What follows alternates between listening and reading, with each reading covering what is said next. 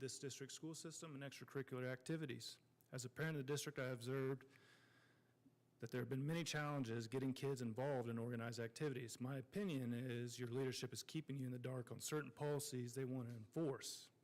I want to make sure you're aware of these situations, and I really want to point out a recent experience. Before jumping into this recent experience, I would also like to remind everyone here, we've had a number of discussions in this boardroom about the impact of extracurricular activities and the positive success it has on students. I'm sure you're all very well versed in that research and that positive impact. After spending all last basketball season using facilities to practice youth boys basketball teams, we have been met with many hurdles this district leadership wants to put in place. We were turned away from a gym that we had booked and did all the necessary hoop jumping to find out that there are additional hoops. For example, charging for space, adding in liability insurance, just to schedule a space. However, this communication has been handled very poorly. This was a policy put into place years ago and has not been enforced since 2017. From what I can see, this is a policy randomly being enforced without the consent of the board. The impact directly affects students in your district in a negative way. I see activities every night going on up at the turf facility, practice facility, tennis courts, fitness trails that are not being governed by policy or procedure your leadership is wanting to enforce. I will follow any policy or procedure this board has put in place, and I've actually already started working on getting through some of these hoops. I am confused, however, why we are choosing now to enforce a policy and why we are targeting basketball gyms to enforce a policy. Again, of the results of the situation, negative impact on your students in the district. As a parent, I find it very, very irritating that we are jumping through hoops that result in a negative impact towards students and your future students in this district. The only people that suffer from this poor miscommunication and terrible handling of a process and a policy are the youth here and the youth in Emporia. I appreciate your guys' time. We'll move on to the consent agenda. I'll make a motion to approve the consent agenda as presented. I have to read it, but it's... Sorry. No, you're okay. There it is. The items on the consent agenda are considered by the Board of Education to be routine business items. Approval of the items may be made by a single motion, second, and majority vote with no separate discussion of any item listed. Should a member of the board desire to discuss any item at his or her request, it will be removed from the consent agenda and considered separately. What are the wishes of the board? I will renew my earlier motion. Second. There's been a motion and a second. You may cast your vote.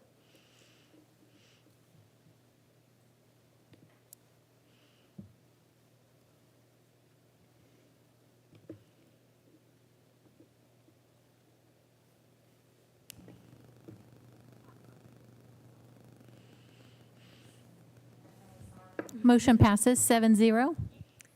That brings us to item 6A, extended school year overview. Mrs. Tara Glaines, Director of Student Services, and Mrs. Lisa T. Meyer, Assistant Director of Student Services, are here to present on extended school year. These are important services and one that we don't necessarily always talk about in board meetings, but they are really important, so they're here to present on behalf of Teaching and Learning.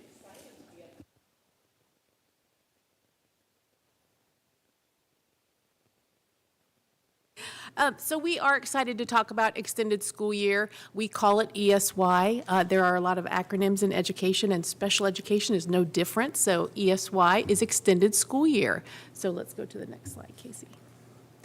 So what is ESY? ESY are special education and related services for students that are provided outside of the calendar school year. Typically, those are provided in the summertime. So those are provided in all 7 of our member districts for those students who qualify. So again, the second bullet says that they must qualify in order to attend. We'll talk a little bit about that a little bit later. The services can be provided in academic areas, behavioral areas, maybe fine motor, gross motor needs, speech language needs, but they would align with what the IEP outlines as the student needs are. So if a student was not receiving speech services during the school year, we would not be delivering speech services during the summer school, during ESY, because ESY is an extension of that prior school year, okay?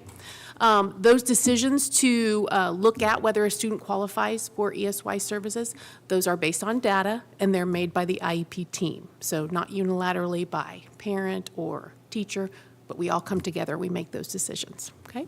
Next slide. All right, so there are a few ways that students can qualify for extended school year. Probably one of the most common ways that we see would be significant regression. So all students regress over the summer in some form or fashion. What we are looking for is that significant regression, and then we look at the recoupment of those skills. We use our breaks during the school year, such as winter break, spring break, to gather data and take a look at those regression of skills, and then how long it takes a student to recoup those skills, and then we compare that to their non-identified peers as well. So that's one of the ways that we can determine, you know, this kiddo just needs a little bit more to maintain those skills. So that would be how a student might qualify using that regression piece. So nature and severity of the disability, this is another way that students can qualify. So when we're talking about nature and severity, we're talking about our most significant needs in our districts and in our cooperatives.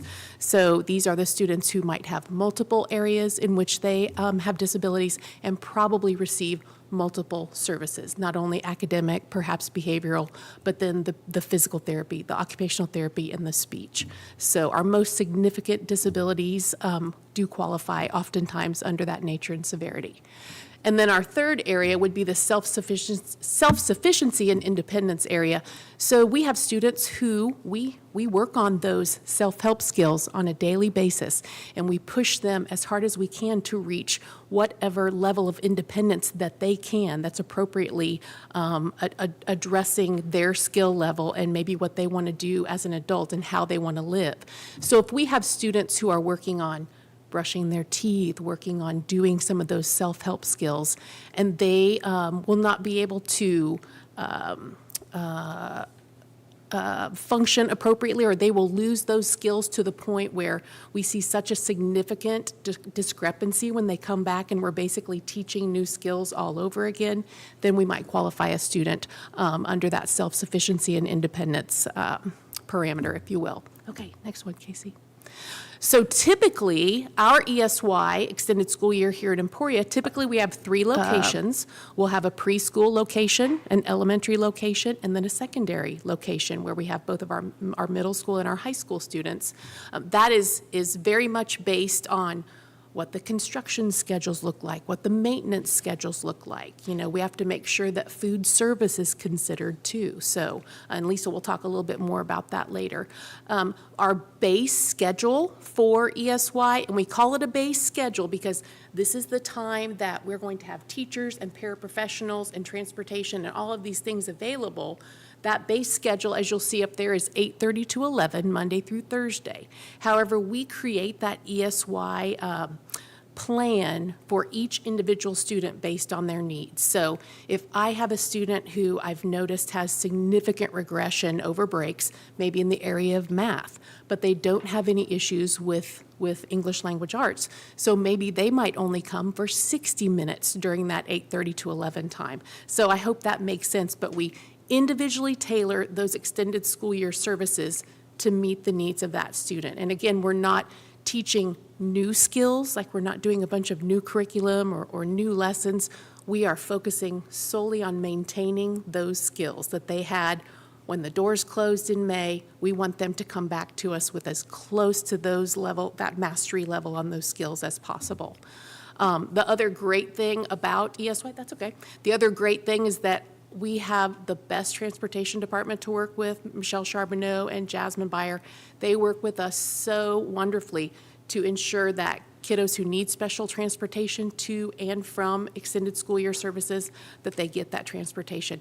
If a student just needs it to and doesn't need it from, they're so easy to work with. So we are proud to offer that special transportation service as well. I think, yep, I'm going to turn it over to Lisa, and she's going to give you a little more specific information about Emporia's ESY. Yes, so as you can imagine, there's a lot of planning going on to coordinate all of our ESY. So the main coordination happens with our special ed director and our coordinators. Once they develop a plan, they will meet with the special ed teacher will meet as a team, and they will determine if a student is eligible for ESY. If they do determine that they are eligible, they will fill out paperwork for us to let us know who is eligible. Our coordinators and Mrs. Glades use this information to determine our numbers, and so we can figure out how we are going to staff. From there, in March, we do send out an application to all of our staff, our certified and our classified, to determine our need. The coordinators work to identify our ESY classrooms, our schools, and then what special furniture, if needed, for our students. And then we assign teachers and paras from that. Our coordinators do make individual phone calls to every single family to check their attendance. And then, like Mrs. Glade said, we work hand in hand with our transportation and our food service. Just our staff overview. We used Riverside this year for our elementary and our preschool site. There we had 8 teachers and 20 paraprofessionals. For our secondary site, we had Village, and we had 5 teachers and 12 paraprofessionals. Both sites used our related service providers, and so we had 1 physical therapist join our team, a speech teletherapist, and a music teletherapist, along with 2 occupational therapists. And then we had 2 building secretaries up until July 15th when all secretaries joined us. Our attendance for ESY, it was well attended. At Riverside, our daily average was about 41 students, while at Village it was about 30 students. Like Mrs. Glades alluded to, we did provide special transportation to and from school. 52 of our students were transported to ESY, while 54 were transported from. To make this happen, we did use 3 different bus routes. Our number of students that received related service, we had 12 that received OT services, 2 that received PT, 14 that received speech teletherapy, and 1 that received music teletherapy. Our students really used the grab and go. They took advantage of that, with 71% of them using that grab and go lunch. What questions do you have for us about ESY? So the music and the 2 that are teletherapy, so those are not here in person, but they're over a screen doing that therapy? Correct. With the students? With like a para-facilitator in like a separate location. Gotcha. Yes. Okay. Yes. Does the state reimbursement follow the same formula as it does for the regular school year? So yes and no. So we actually do not report our ESY summer school services to the state. I don't know, we don't get reimbursement for those lines when they're reported to the state. However, we do get reimbursement for all of our special teachers once our business department does our personnel report. And that personnel report happens 5 times a year, so on one of the last times, actually I think it's the first time in the next cycle that we get the reimbursement for the special teachers for summer school. And special teachers mean everybody who worked in the summer. It encompasses all of those certified staff and the uncertified staff, the paraprofessionals, so that they all fall under that same umbrella. So we do get that categorical aid personnel reimbursement for them, yes. Yeah. Thanks for the presentation. This was really informative. And as I look at the staff overview, I'm sort of struck by, this requires a lot of personnel. And so I'm always just appreciative when our own staff comes back for the summer. Mm-hmm. And I was just wondering, have you ever struggled to hire for the summer program? Yes, about every year, about March, we start struggling. No, but honestly, it truly all comes together, and it is because of the collaboration with all of the people who are involved. And even on day 1, perhaps a para doesn't show up and they let us know, hey, my child is sick or my child broke their leg. There's somebody who steps right in and takes that, because we employ a lot of people who have a heart for children, not only in special education, but in general education as well. So while it is a little bit challenging to staff, we always seem to do it, and everybody's willing to step up. One thing I wanted to point out that Lisa mentioned, I shared that we typically have 3 locations for ESY, but you'll notice that she said preschool and elementary was at Riverside. We only had 2 preschool students this year who committed to coming. We might have had a handful more who qualified, but of course there are things in the summer, vacations or things that keep parents from saying, yes, we'll bring them to ESY. So we did go ahead and serve our preschool students at Riverside as well, which allowed us to utilize a teacher who had not only elementary special education certification, but also that preschool certification. So we really do try to get as creative as possible when we are staffing those ESY classrooms to make sure we're utilizing our staff in the best way possible. Great. Any other questions? I just have a quick question. Look, and on this slide, no, it's the one that says student service overview, but where it says number of students receiving related services. So that first bullet says there's an average of 71 daily, right? And so it says OT 12, PT 2, speech 14, and music 1.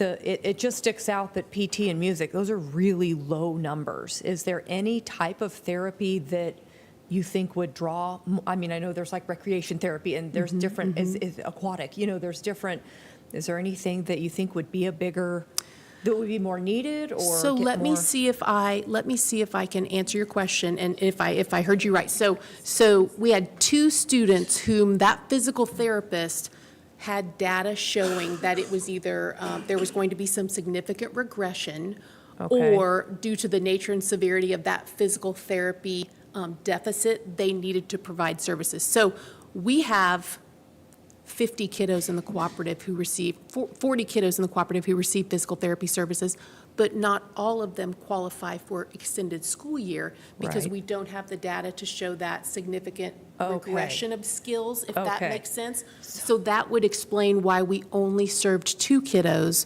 for physical therapy, because the physical therapist looked at their data and they're like, you know, their skills aren't regressing over spring break, they're not regressing over Christmas break. Okay. So that's Which is why a we good might thing, see a right. little bit of a different number. Okay. Same with speech. We serve hundreds of students during- with speech services, Okay. but based on all the data that we have, and this is an excellent question, by the way, based on all the data that we have, we don't see that regression or the nature and severity of that disability that is going to cause us to say, yes, that student needs speech services over the summer. So it truly is a measure of what is needed based on those 3 factors that qualify students for ESY.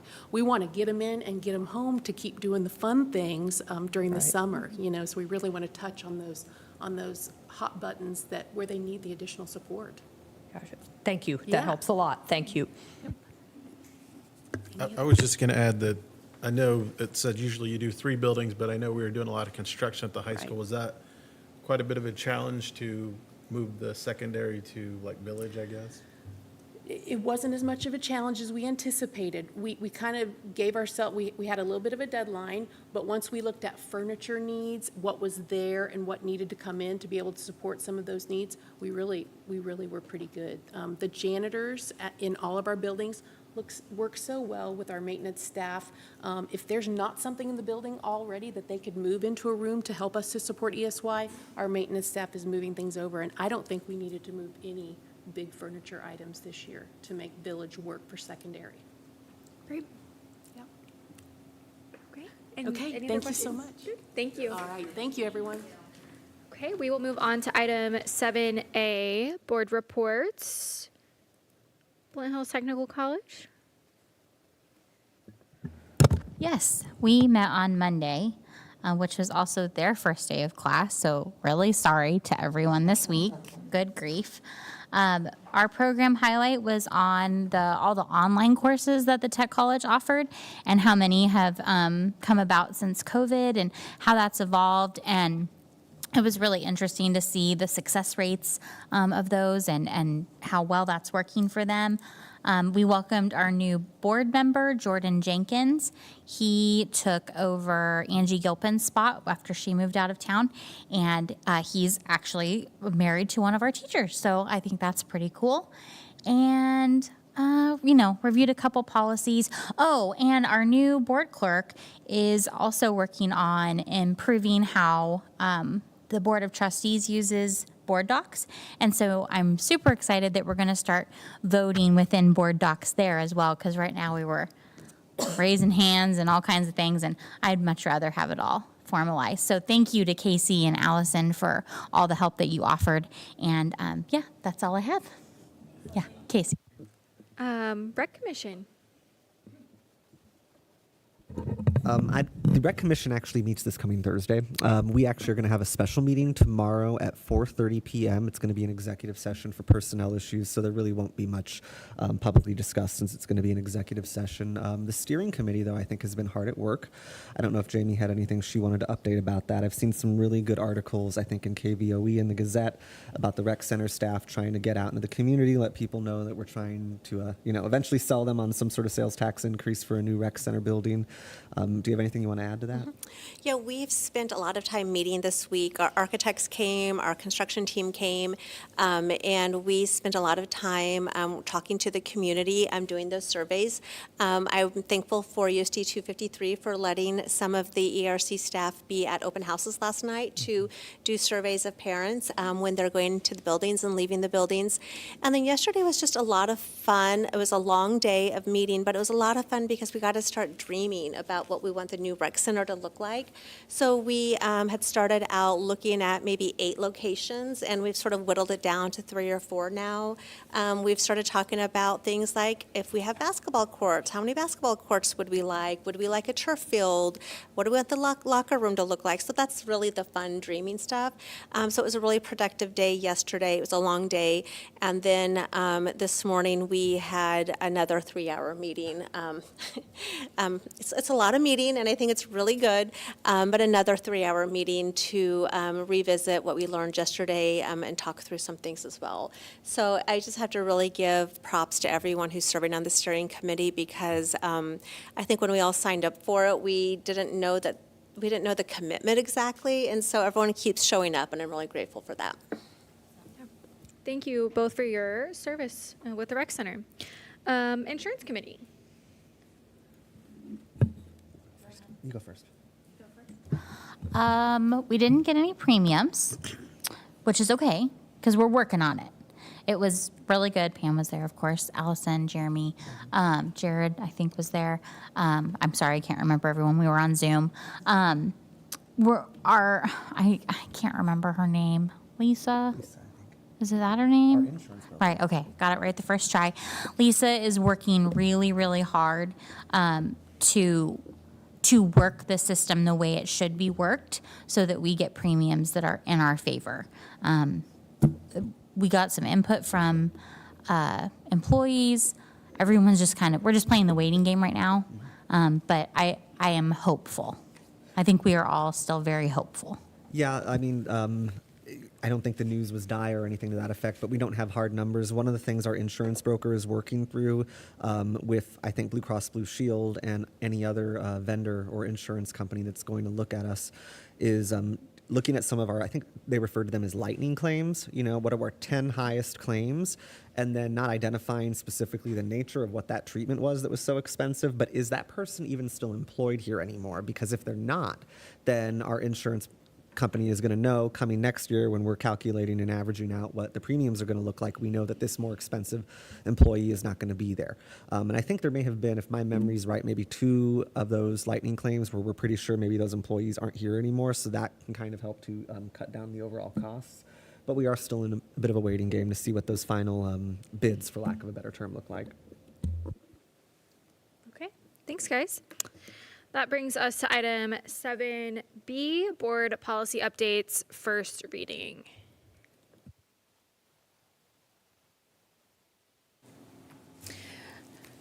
Pam Stranofan, Assistant Superintendent of Business Operations, here to talk about policy, and then Lillian Lingenfelter also is on the policy committee. Yes, and I'm going to lean a little bit on them and Casey because I was out that day, so just in case there's something that I miss here. From the original that we had provided earlier in the week, we had removed a couple, 2 of them because they overlap with some later policies, so that might be the change you see for tonight. And we need to reconvene with Paul and also with Jared to discuss those, because they need to really coincide with each other to bring them back for the board for bigger discussion. But if one of the things that when we did this audit with KSB, if you notice there's some that were retiring, and a lot of those you'll see they were back in the 90s when they were reinstated. Things have changed, so you'll see where Casey has done an incredible job of labeling those, so you can see the retired, you can see the new, and then you can see the lined out items. One of the things that the committee had shared in some discussion that was brought up was in reference to the GCRG, which is the jury duty, in which the district policy before was that if you've got paid for that, then you were giving that money back to the district, and that is being removed out of there. So individuals that serve on jury duty and receive reimbursement for that will not have to give that back to the district. Any questions on any of these? Right now, this chunk is just the lining out of some things that have changed just over time and needed to be removed. So. I have a question. It's the personal appearance policy, GAM. The original current policy says something to the effect of appropriate dress and personal appearance is essential. All dress shall be professional and modest. Staff members shall dress appropriately for their duties or area of instruction, and so on. And we took a lot of that out, and what's being recommended, it just says appropriate dress and personal appearance is essential for all district employees. So I guess my question is if I'm an employee and I really cared heavily about this, what does that mean has changed?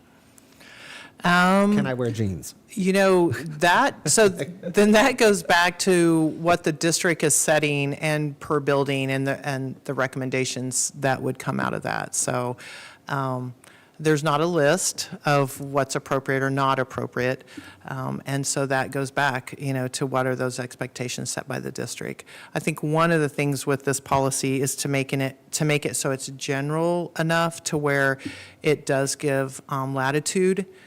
So with the latest trends that are coming in or clothing styles, it gives the district the ability to say, probably not appropriate to wear spaghetti straps as a teacher, or to wear leggings, and so that may be exposing. So I think it just gives a little bit of flexibility. So you're right, it's very vague.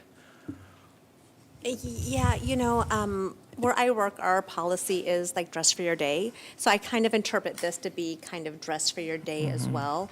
But your explanation kind of gives me pause, because it could be an ever-changing dress code then. So I worry just about that part. Like, it could change from building to building, it could change year to year, and so I'm not advocating a really strict dress code, but I'm just going to assume that there's going to be a lot of direction given to building administrators. Yeah, so an example would be field day.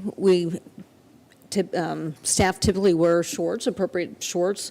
We wouldn't want that worn during the school day. So it just depends if it's,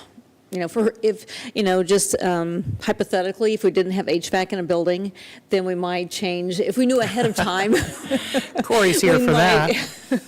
We might say, not to wear shorts, but we would say, wear T-shirts, feel comfortable wearing T-shirts or something like that. So that kind of latitude. And at our previous board meeting, we also went over the handbooks that outline dress code and gives examples of things in the handbooks as well. And I think that when we had the conversation, the policy committee meeting, and Casey, correct me if I'm wrong, we talked about how the policy itself did not need to be so specific, but the examples listed in the staff handbooks would be suitable given what the policy states. That's correct. Yeah.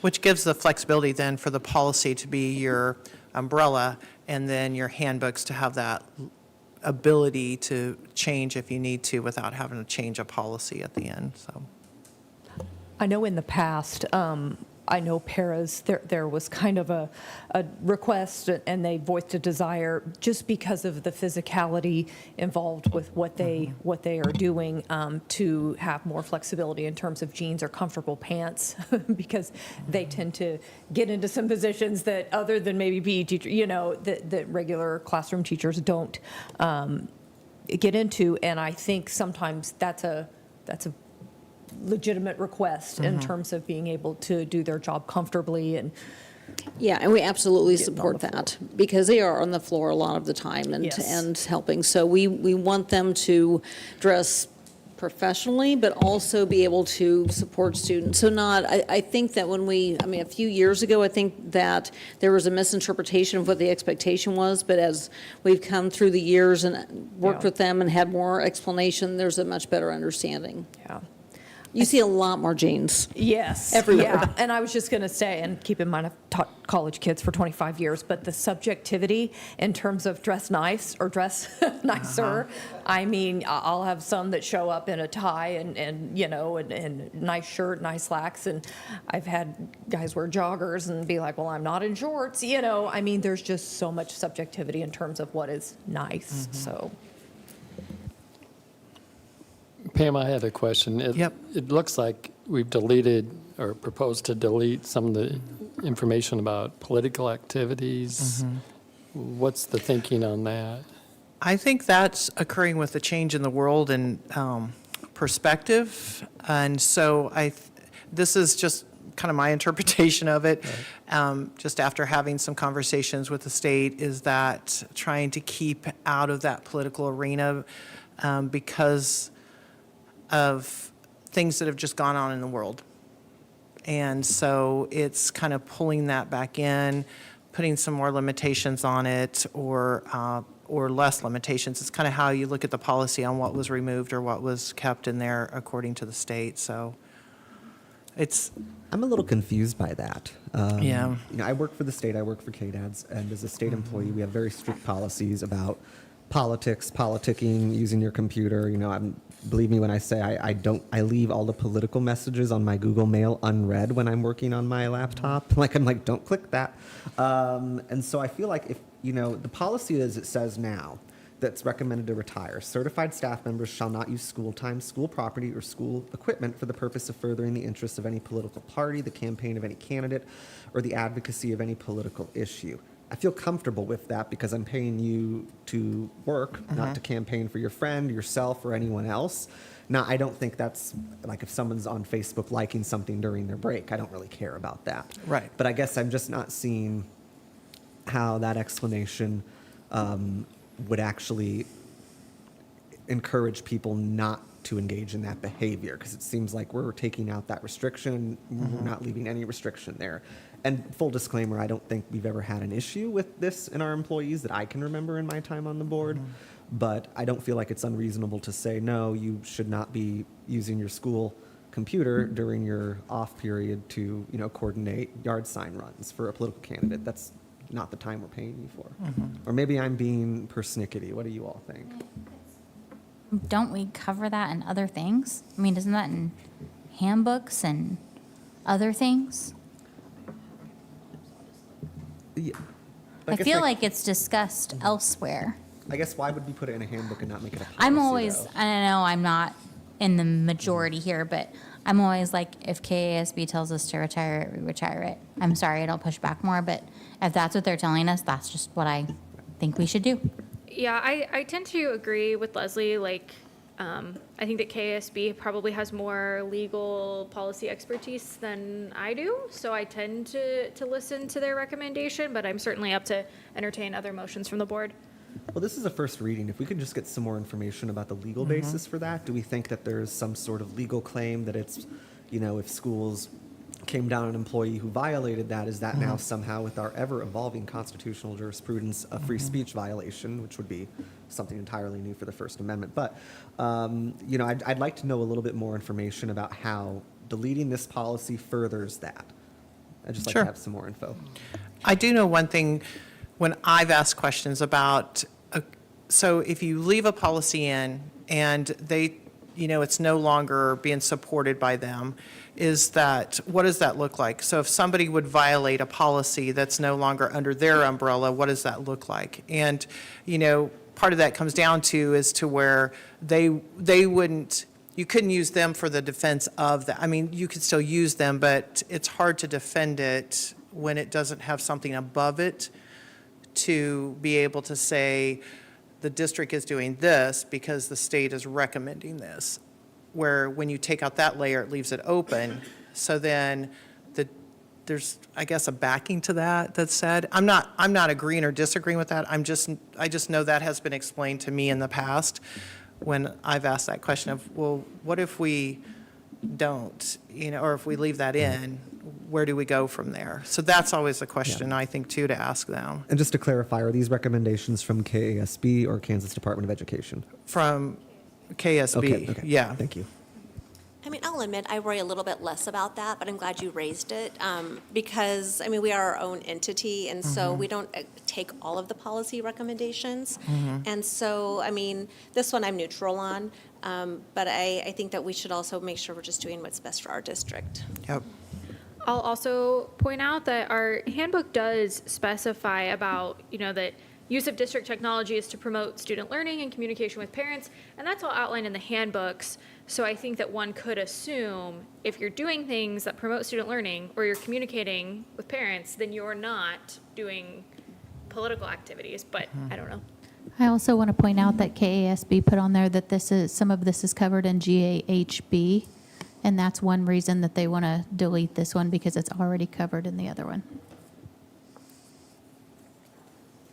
I do want to go back with what Jeremy said. So, right, there's freedom of speech, but when we're thinking about instruction in the classroom, it's really important that we're providing unbiased information, and that shows both sides. And sometimes at the secondary level, we just have to be very careful. And so that's just been a topic of discussion recently, that we just want to make sure that everybody understands that it is, there's a lot of politics going on right now, and so we want to make sure that as we're sharing the information with our students, that we're providing unbiased, fair information that provides a comprehensive perspective rather than one perspective.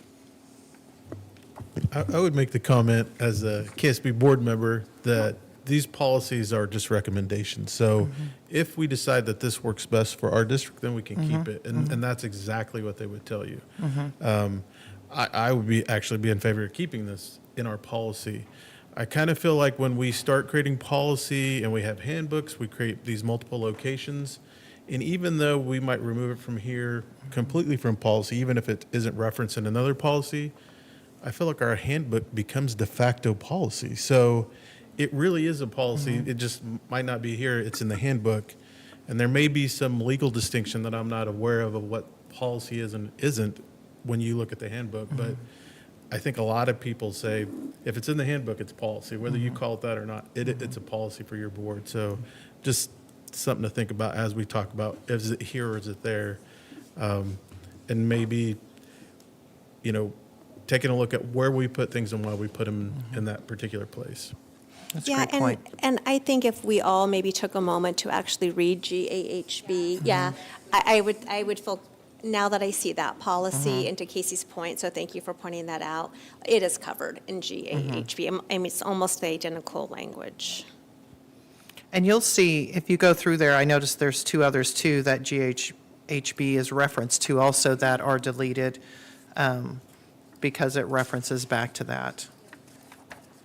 If you look at I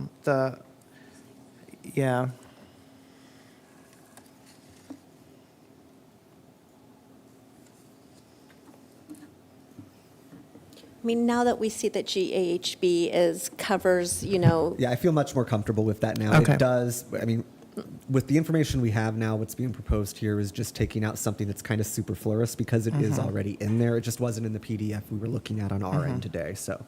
Yes. Sorry for derailing us for like 15 minutes. So I think So, go ahead. and we could have pulled that too. So that's where we ran into that other policy because there was 5 other policies that impacted that one, and we were like, oh, we got to pull that one back. So apologize for that. So there are a couple options probably that you all have to either leave this as a first reading if we want to continue thinking about these, or we could take the recommended action or any sort of action that you all would prefer. What are the wishes of the board? I'm comfortable taking action. I am as well.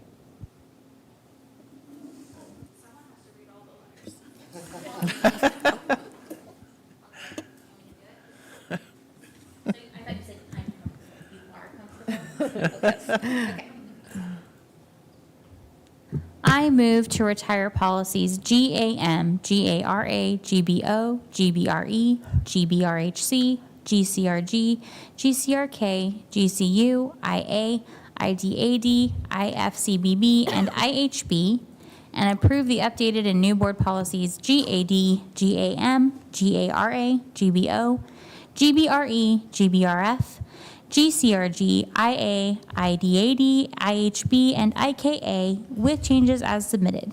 Handbooks will be updated accordingly to match new policy revisions for the 24-25 school year. I second. There's been a motion and a second.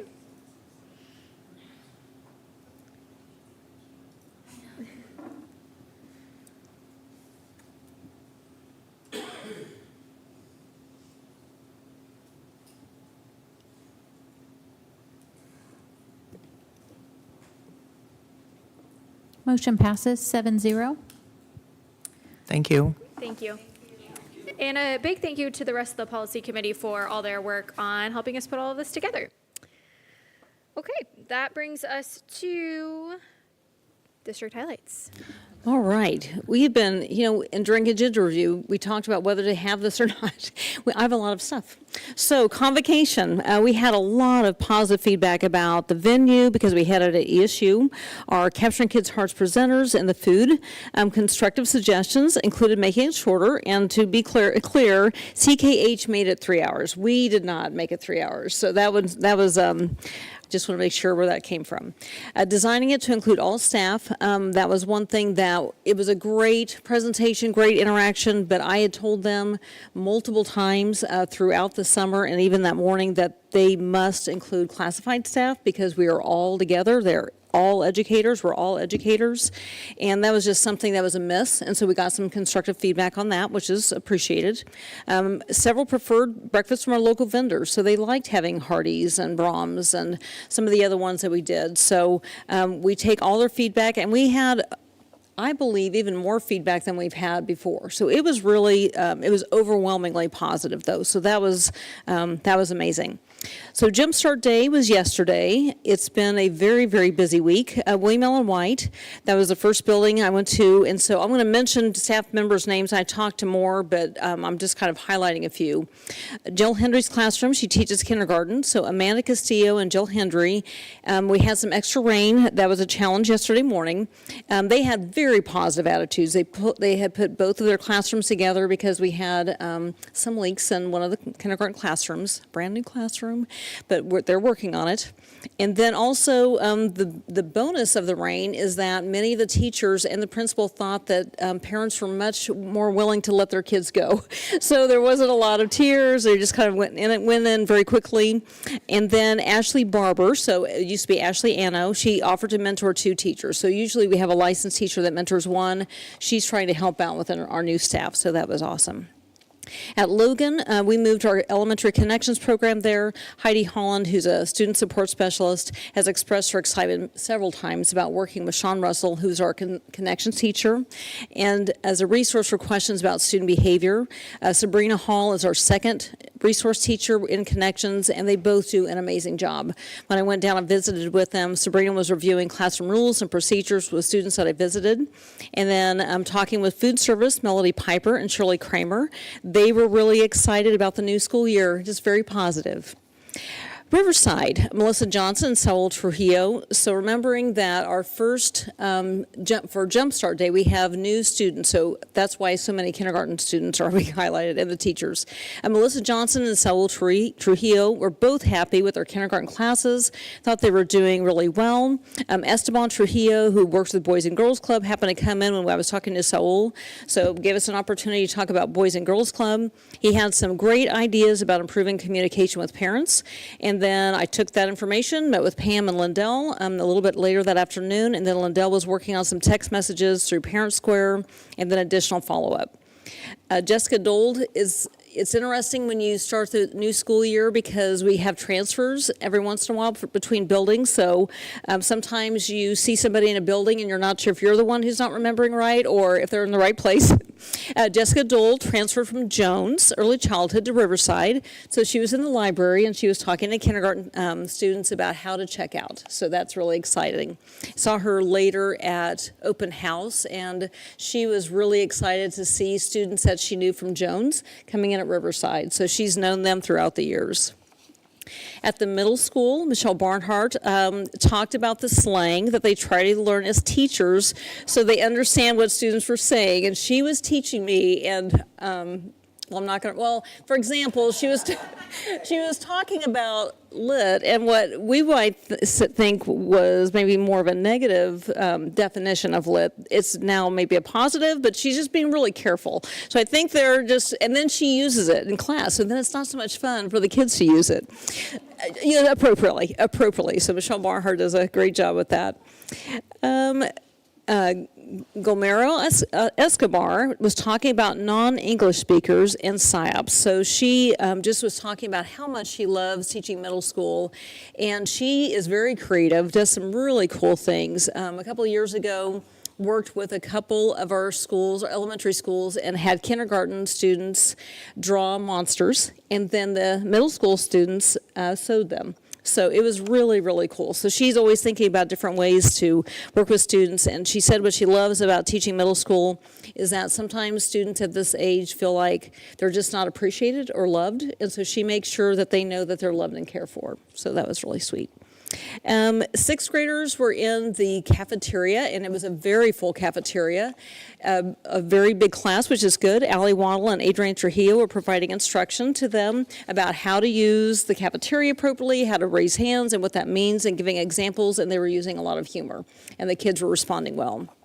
I will say that I can't remember, and maybe I have it written down later, there was another staff member who was talking about how well behaved our sixth graders are and how nicely they've come in and polite. And my hope is that, because I'm hearing so many positive things across the district about our kids, hoping that CKH is really making a difference. And so just continuing to teach those skills and that our staff members are modeling them. So that was, we've just had a lot of positive feedback. Open house last night, Riverside, as I mentioned. Daisy Telfer was there. Jessica Dold, I'd mentioned her earlier. Daisy Telfer was greeting parents. She's our student support specialist there, one of them, and students, and she was excited for the new school year. So lots of excitement. Stopped in at Jones. Joy McGee and staff members were excited about the turnout from parents and students. There were tables from the public library, rec center, mobilizing literacy, and Veronica Couch was also available for parents who needed to complete enrollment, so that was good. At the high school, they had the cheerleaders in the front, so I took the opportunity to take a video of the cheerleaders on the front steps. It's wonderful to have front steps that look wonderful. There's no cracks, there's no chips missing or chips in the steps, and the parking lot looks amazing. If you have not seen it, it's even, and it has nice yellow stripes where the kids know and the parents know where to park, so that's been very nice. Pete Leva was excited about his class sizes and ready to be back in school. Amanda Ballard, I told her thank you for taking on theater a little bit last minute, and she is really excited and working on theater productions this year. Scott Marshall and Jabe Enoch, who are math teachers, are outside their classrooms and looking forward to the new school year. And then several staff commented on how nice the new carpet looks. So that has really been a nice bonus. First day of school was today. I was at William Allen White, and I know many of you were able to be at the building, so thank you so much. Welcoming students and parents this morning. It's always fun to see how students dress on the first day, and they're so excited, so that was really cool. I did stop by EMS. They did not have AC in most of the classrooms, in the lunchroom and the JV gym, so I just went to check on them. Pam had been out there earlier. But staff and students' attitudes were really positive. I was expecting to see just some frustration because it's a very busy day, but they had really positive attitudes. I helped a student figure out her locker combination, and so she read the instructions, and I followed them. It was a teamwork effort, and we were able to make that. Also saw Corey. He was in the building. At that time, they had located the part and was in the process of fixing the unit. I think Corey has an update a little bit later when he's sharing.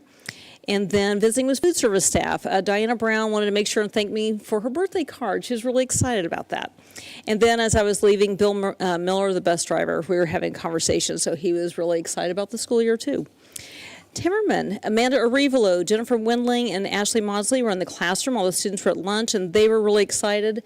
They were bragging about the students and talking about how well they were doing sitting crisscross and answering questions. And so, of course, our question is, how many of them went to preschool? And the good news is that some went to preschool and others didn't. They were just doing so well. So they were very excited. Village, Tracy Meyer and Mary May were really happy with how the year started. Tracy also showed me a picture of her granddaughter, who's about a month old. And so Blair Conley, who's our special education teacher at Riverside, that's her daughter, so that was very exciting. Talked to Manny Gutierrez in the lunchroom. That was a very full lunchroom, and he was helping students remember how to put their trays and dump their trays and then line them up, and everything was moving smoothly. It was, organized chaos in the best way. And then stopped in the classrooms of Amber Navarro and Stephanie Ramirez, who were teaching. Stephanie, and they have first grade, both teach first grade. Stephanie complimented a student on the use of his word reflection in his answers. So that's a pretty big first grade word.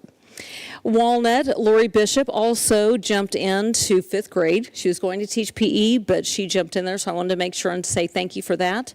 Jill Lynch, who's a retired teacher, keeps coming back and helping us out. She was subbing for PE. Also happened to talk to Luis Ibarra, who is the lead for the Boys and Girls Club. He's really excited to work with students. He's a former para for us with Michelle Wells at the Life Skills classroom, and so he came back, and he is loving his job. He said that he shares his activity plans with the parents because last year he joined the Boys and Girls Club last year in May, and students did not want to leave when parents would come and pick them up. So he gives them a whole list of activities so then parents know when is the appropriate time to come pick them up. Terry Lanz and Courtney Metz were working on materials that Terry could use in her small group instruction. Becca Anderson and I were talking, and she was talking about students. Of course, we have a number of non-English speaking students who that number has grown, but one thing she was sharing was that Meredith Knapp is writing objectives in both English and Spanish. So even if they can't read Spanish, they might recognize a word in Spanish and feel more comfortable. So they're really looking for ways to continue to increase that. And of course, our SIOP, all of the teachers, when we talk about SIOP, are very, very happy to have that back. So it's been a very busy but great week so far. Thank you. Thank you. Okay, that brings us to 8B, which is the administrative leeway EHS plumbing repair. So we have Corey Nicolette, and then Pam Stranfin is also available to answer questions. Corey's our Director of Maintenance and Grounds. So we really try not to access this policy option, but when we have things that happen that interfere with the possibility of us opening a building for students, then we have to take advantage of that. So Corey, if you'd like to share a little bit more about that, please. Let me start by apologizing for my disheveled look. I literally left the high school project to try to make it here on time. So last I knew, they were still working on the HVAC there. So the plumbing problem was at the high school. You may recall, like winter break, we had a break in the same area and had to use a similar policy or same policy for that. This was essentially the same thing. It's all within the same area behind the boiler room at the high school. This time we actually had to take the stairs off the loading dock because we had 2 breaks in 6 days. The first break was in the valving where the water meter goes. and we put a temporary Band-Aid on that with the idea to come back later with a plan to kind of see what it was going to cost and do all that. Before we even had any of that in to look at, we had a blowout that was enough to push the manhole cover off the box. Don't see that very often. That's a lot of water pressure. So we had a huge flood in the back of the parking lot, and when we dug down, we found out it was on the fire line. The drawback to that is we can't isolate a fire line with the current plumbing setup. We had to turn off water to the whole building. Usually on the other projects, we got lucky. The science wing still had water. We could shut off closer to the problem. This one, because the way that the plumbing had been put in over the years, the fire line was not able to be isolated. So that's something in future projects, I'd like to be able to isolate those fire lines. So if this happens again, we're not down for the whole building. We're just down that one isolated line.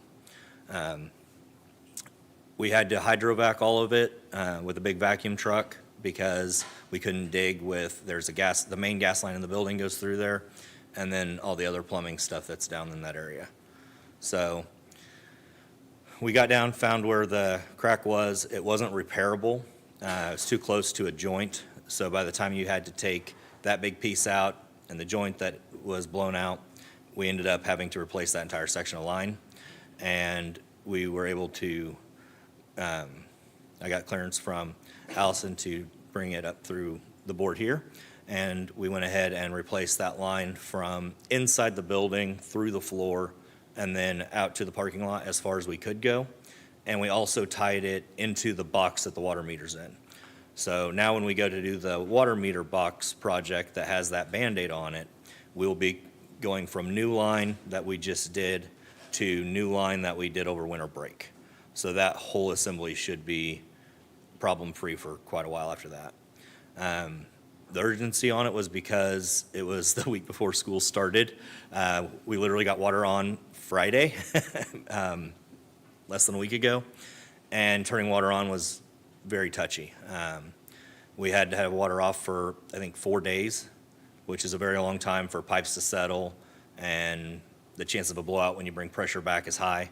So it took like an hour, hour and a half to go from we have water accessible to we actually had water throughout the building.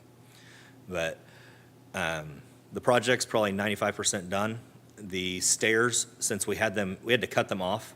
They were actually welded to some mounts on the loading dock. We cut them off and we sent them in to get refinished and powder coated. They were pretty ugly and rusty and nasty. So since we had to cut them off anyway, that seemed like the opportune time to do that. So we haven't got those back yet, but that's okay because we still don't have the concrete to put the sidewalk back. So the weather's not been good to us. 5 inches of rain when you're going for concrete's not ideal. So I haven't heard yet when that's gonna be done. Preliminary figures for numbers are much like the last one. We're sitting right around $30,000 is the estimate, and that would be a way more highly educated estimate now than it was when we guessed the 30,000 last week. Thank you, Corey. Are there any questions about this? Okay. I do appreciate you all keeping us informed of what was happening. I know you take using the leeway very seriously, and just the communication to us was really good, and the pictures also were really interesting and helpful. They sold us.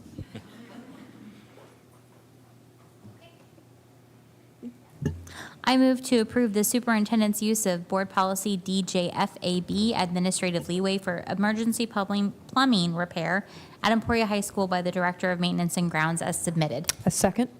Okay, there's been a motion and a second. You may cast your vote.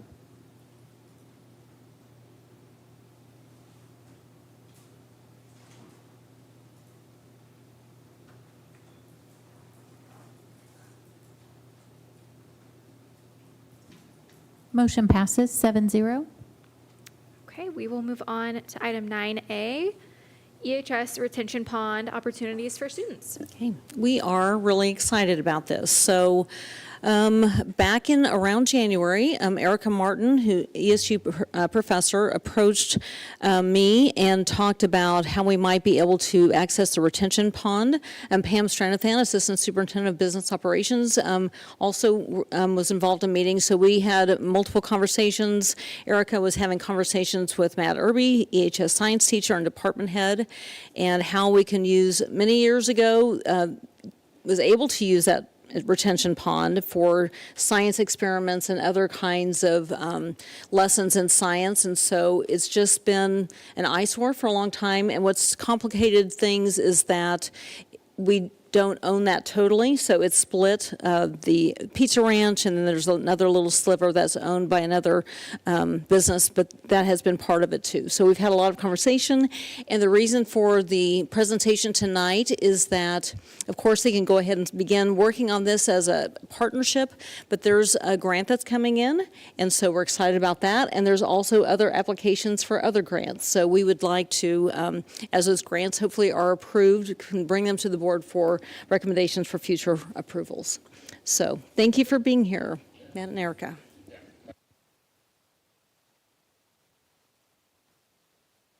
Brief history. So yeah, I used the pond when I first started teaching 21 years ago, maybe for 2 years, and then it was unusable and really hasn't been used since. So as was kind of mentioned, last fall I had a student teacher, Alex Gentry, who now is the director at the Payrock at ESU. And during her student teaching, she wanted to do a project. She worked out there. So we took our kids out there, my honors biology students, and there's some professors from ESU, like Dr. Martin, that were out there and had a great time, a lot of valuable research, and kids really enjoyed it. And that's when Dr. Martin reached out to me and said, hey, would you like to possibly renovate your retention pond? And I said, yes, that'd be great. So that's kind of how things got initiated. And I'll have Dr. Martin kind of talk about part of the grant. All right, next slide. Perfect. So, yeah, the pond is gross. I can use really fancy words about non-native species and eutrophication, but it's just kind of gross. It's hard to get around. Those are two of my students doing some initial walk-arounds last month, and there are some bugs in there, there's some fish in there, believe that or not, and generally speaking, it is a body of water, right? So organisms do live in there. I, as a biologist, would love them to thrive in there. That would be really cool. But also, in conjunction with that, as an educator myself and one of the BSE people at Emporia State, Alex was one of my former students, so that's really exciting. She's the Payrock director now.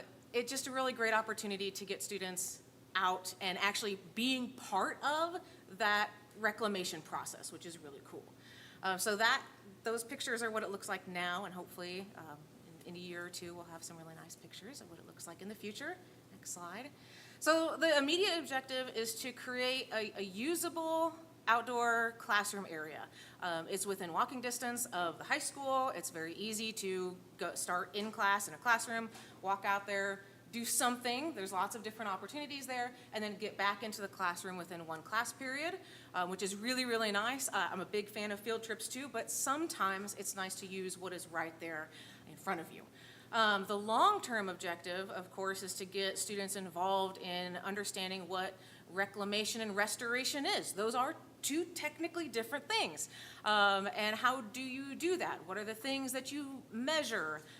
Part of this, we'll be working with KDHE and KDWP, and we'll have those guys actually come out and work with the students on water quality testing and other stuff like that, where they talk about what they do for their jobs, and so students will get that experience as well. We're also partnering with, I'm skipping ahead, we'll go to the next slide. So the timeline, we're gonna begin this fall, would be really great. Generally, we'll just do kind of an introduction to the ecosystem and the retention pond. What is this? What kinds of things might we expect there? What is there that we don't want there? How do we remove it? We are also going to purchase some supplies for Mr. Irby's class. And then we will sample the pond for lots of different things just before and then throughout that process. and then collaborate with several agencies, talk about their careers, how they do those kinds of things. And then future plans, we have one grant already. Hopefully we get some additional funding. I would really like to add a little beach area for easy access. You don't have to kind of traipse through there. And then also some more higher quality kinds of equipment. So boots and nets are pretty cheap. But we've talked a lot about some fancy microscopes with iPads on there. There's a lot of really cool zooplankton that live in there. If you guys haven't been out to a pond and looked at bugs, 10 out of 10 do recommend, and they're really, really fun. And being able to visualize them on an iPad, if you've tried to use a microscope and you've never used one before, that can be a little difficult. So it's just a lot easier for those students to be able to interact with a screen, and then you can just see it really, really easily. Next slide. So outcomes, number 1, new equipment and supplies, hooray. Number 2, hands-on experiences. So in a variety of ways, not only that restoration process, but also using different kinds of equipment, taking samples, graphing, doing science as scientists do. So they will use equipment that I use in my actual research. They'll connect with different professionals, learn the fundamentals about our native ecosystems, so these little prairie, wetlandy pond areas, what they can provide, reptiles and amphibians. The prairie is, typically dry, but like things like bison wallows and stuff like that provide water for those organisms. And also, it'll be awesome. And I know that's not a reason, that's why it's the last one, but I think that's a great reason, and it'll be a really great space for student learning. So our current grants and partnerships, we were awarded $10,000 through the Chickadee Checkoff program that is run by the KDWP. Like I said earlier, KDWP and KDHE will both be partnering with us, coming down to Emporia out at the pond and talk to our students.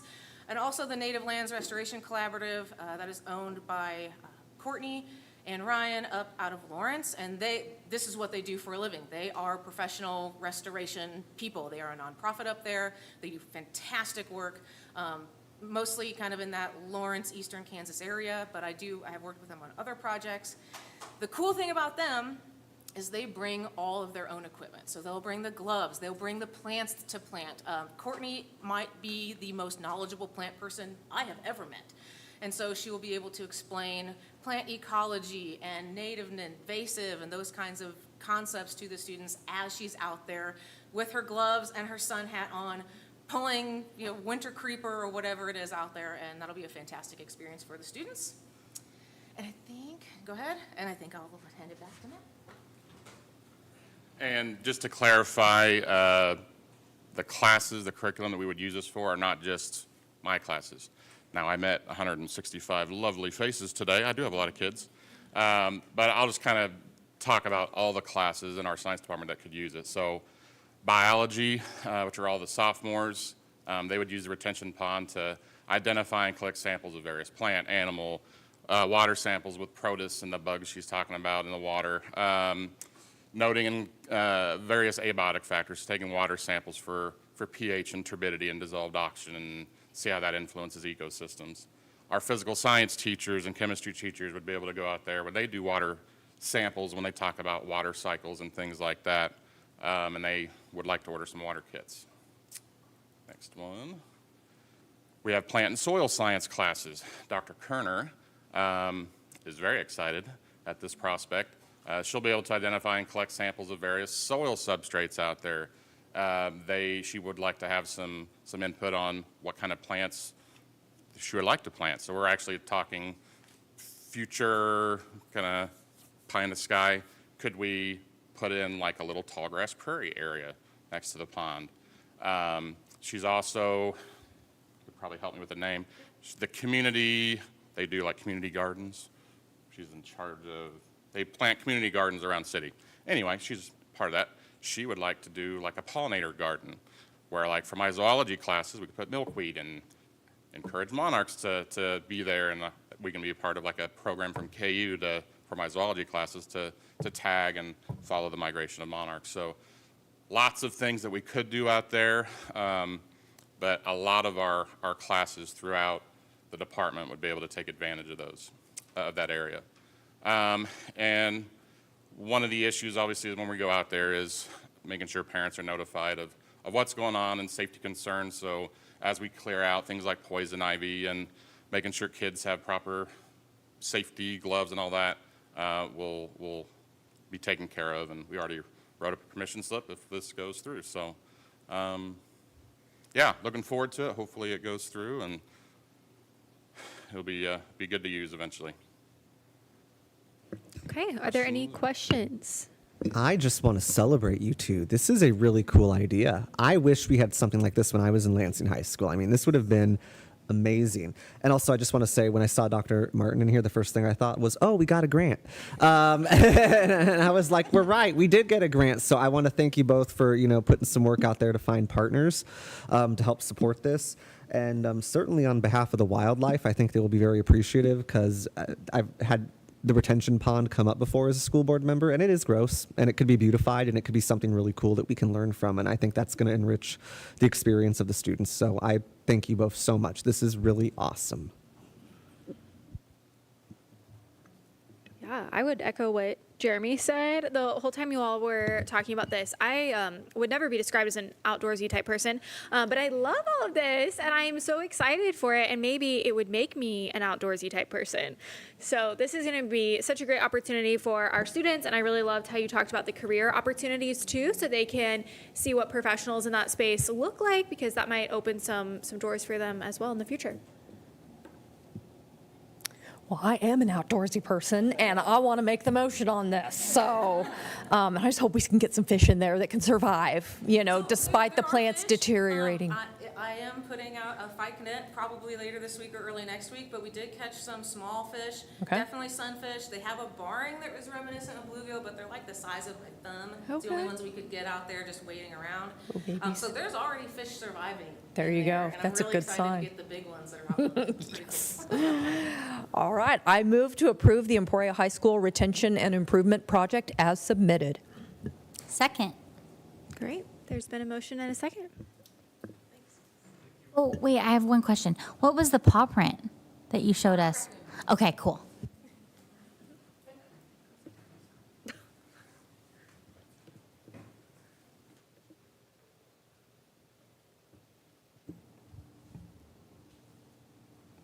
Motion passes 7-0. Thank you. Okay, we'll go on to item 9B, boiler repairs at Riverside Elementary. All right, and Corey Nicolette is back, and he will have this agenda item as well as the next two. All right, so if you recall the big book of projects that I presented in the spring that we've been working on all summer, every school had a boiler, either major or minor, rebuild or refreshing. So through that, we found that most of them were actually minor. If we look at costs, if we look at the under 20,000 or over 20,000, most of them were in the 9 to 13, 15,000 range. And that's not too bad for an unknown that we walked into on these boilers. The two that were over that I'm talking about tonight are Timmerman and Riverside, built at the same time, built the same way. And when they went and did the assessments on those, they found that for whatever reason, 20 years ago, they built the system for a glycol system and never used it. The tanks on the system have never had anything in them. We consulted with everybody we could find as to why they didn't use them right out the gate. If maybe it was one of those things that they put it in place and then it was, determined that was not the right way to go, so they just abandoned it in place because it was cheaper than redoing it. We couldn't find any answers. We consulted with 3 different companies as to would that be something we would want to employ in this system. Everybody universally said, yes, we want to have that functioning. That was really awesome. They put it on there, and can't believe we've gone 20 years without the benefits of that. So that was a lot of what bumped us up kind of into more of a major side than the minor side. The system overall is actually in decent shape, but having that glycol system should make it a lot more efficient and last a lot longer. When they looked at the technology from 20 years ago and today, they looked at the tanks that were originally put on that were never used.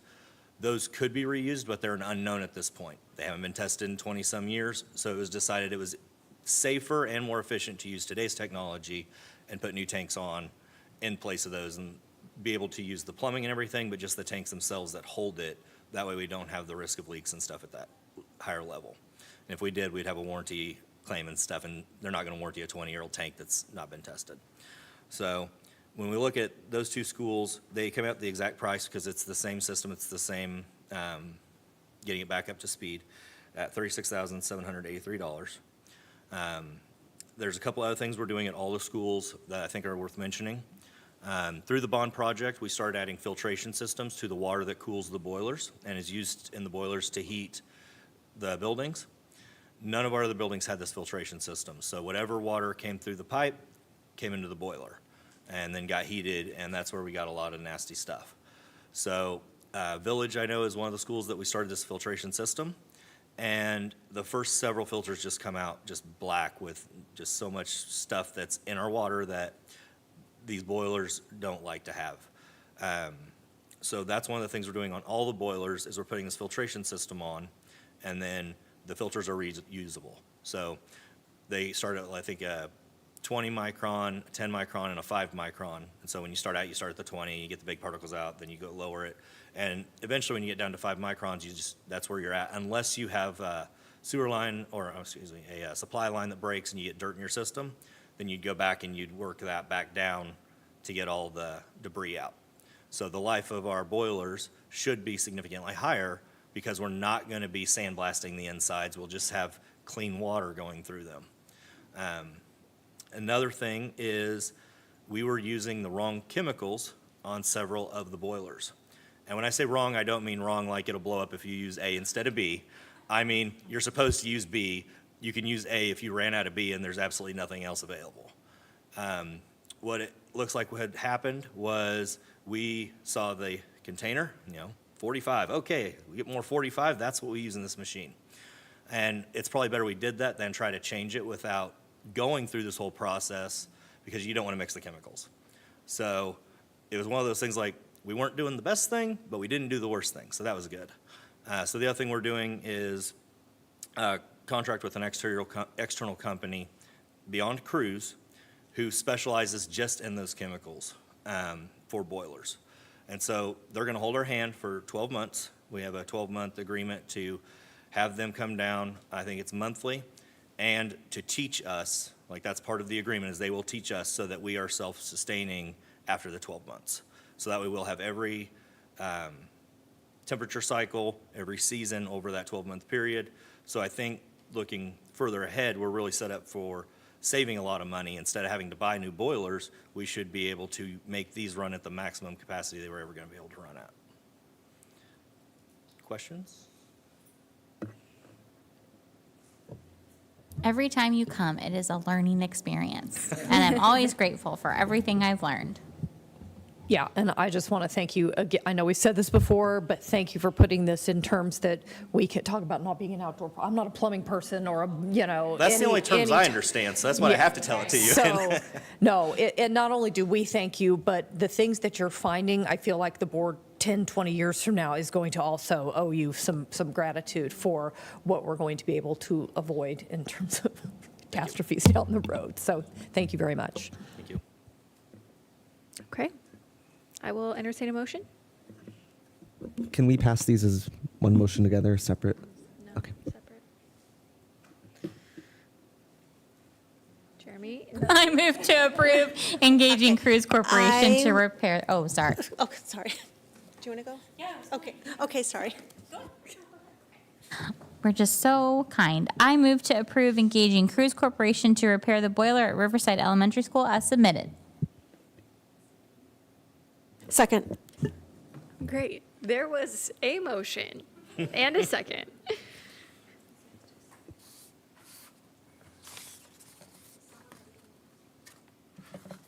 Motion passes 7-0. Thank you. I move to approve engaging Cruise Corporation to prepare the boiler at Timmerman Elementary School as submitted. Second.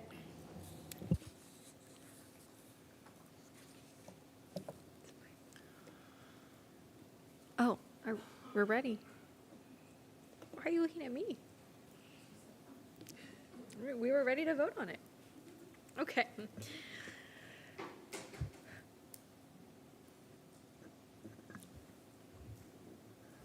Jeremy, is yours working? Motion passes 7-0. Okay, let's continue on with updates on capital projects. Hello again. All right, so we'll start at the middle school. The middle school projects are done in regard to the back parking lot. Overall, it turned out really good. The ramp to the bus area to go to the high school, I got to see that in action this morning, and it looked like it had a much better flow. I'm guessing it's roughly the same amount of kids from last year that I saw getting off each bus, and it just looks so much smoother, so I think that was a big win for everybody. The drainage is significantly better than it was. I don't think there's such thing as perfect drainage, but this is much better, and we got 4 spots out of it that we didn't have before when we removed that island, so that'll be good when we have high-capacity events. AAA Glass replaced the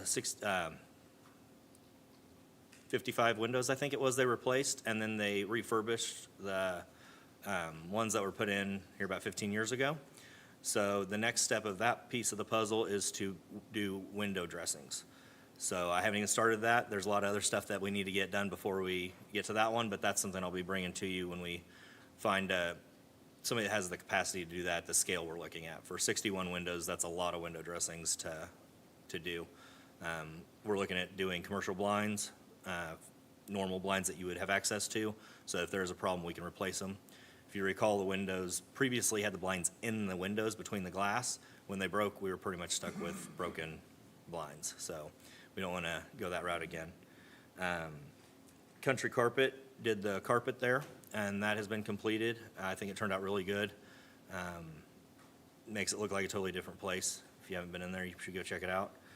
The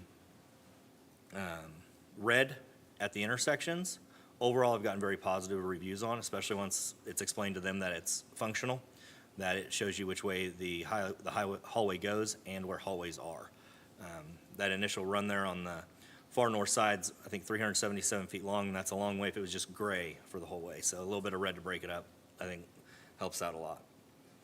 At Logan Avenue, P1 replaced that storm sewer, the box with the new manhole cover there, and that turned out really good, looks great. The connections room, we put the 2 calming rooms in, the new connections rooms since they moved. Those turned out really good. We did 2 ADA ramps that weren't in the book, but were things that we needed to do. And the ADA ramp in the back has stairs and it has a double back system. So it's not very steep, it's easy for everybody to be on. The one in the front extended the ramp we already had. Instead of getting to the sidewalk and having to go cleared halfway down the building to a ramp, there's now just a ramp at the base. So if that's what's best for people, they can use either one. The AC is still out there. We had a slide from the manufacturer of the AC and air handler. We are looking at it to be in around September 13th.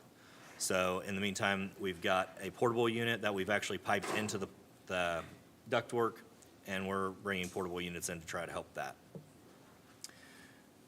Village Elementary has 1 set of doors that has been replaced. There was a delay in getting the doors ordered when we'd hoped, so we have 1 set at Village done and 1 set of 4 at the high school's done. The rest are getting done as the parts come in. They're being real responsive about getting to us as quick as they can. The middle school today, you heard about the air conditioning. So we believe it was something storm-related, either lightning strike or when the power was off yesterday morning and then came back on. We've had 2 or 3 other things at that school, electrical-wise, that have been down.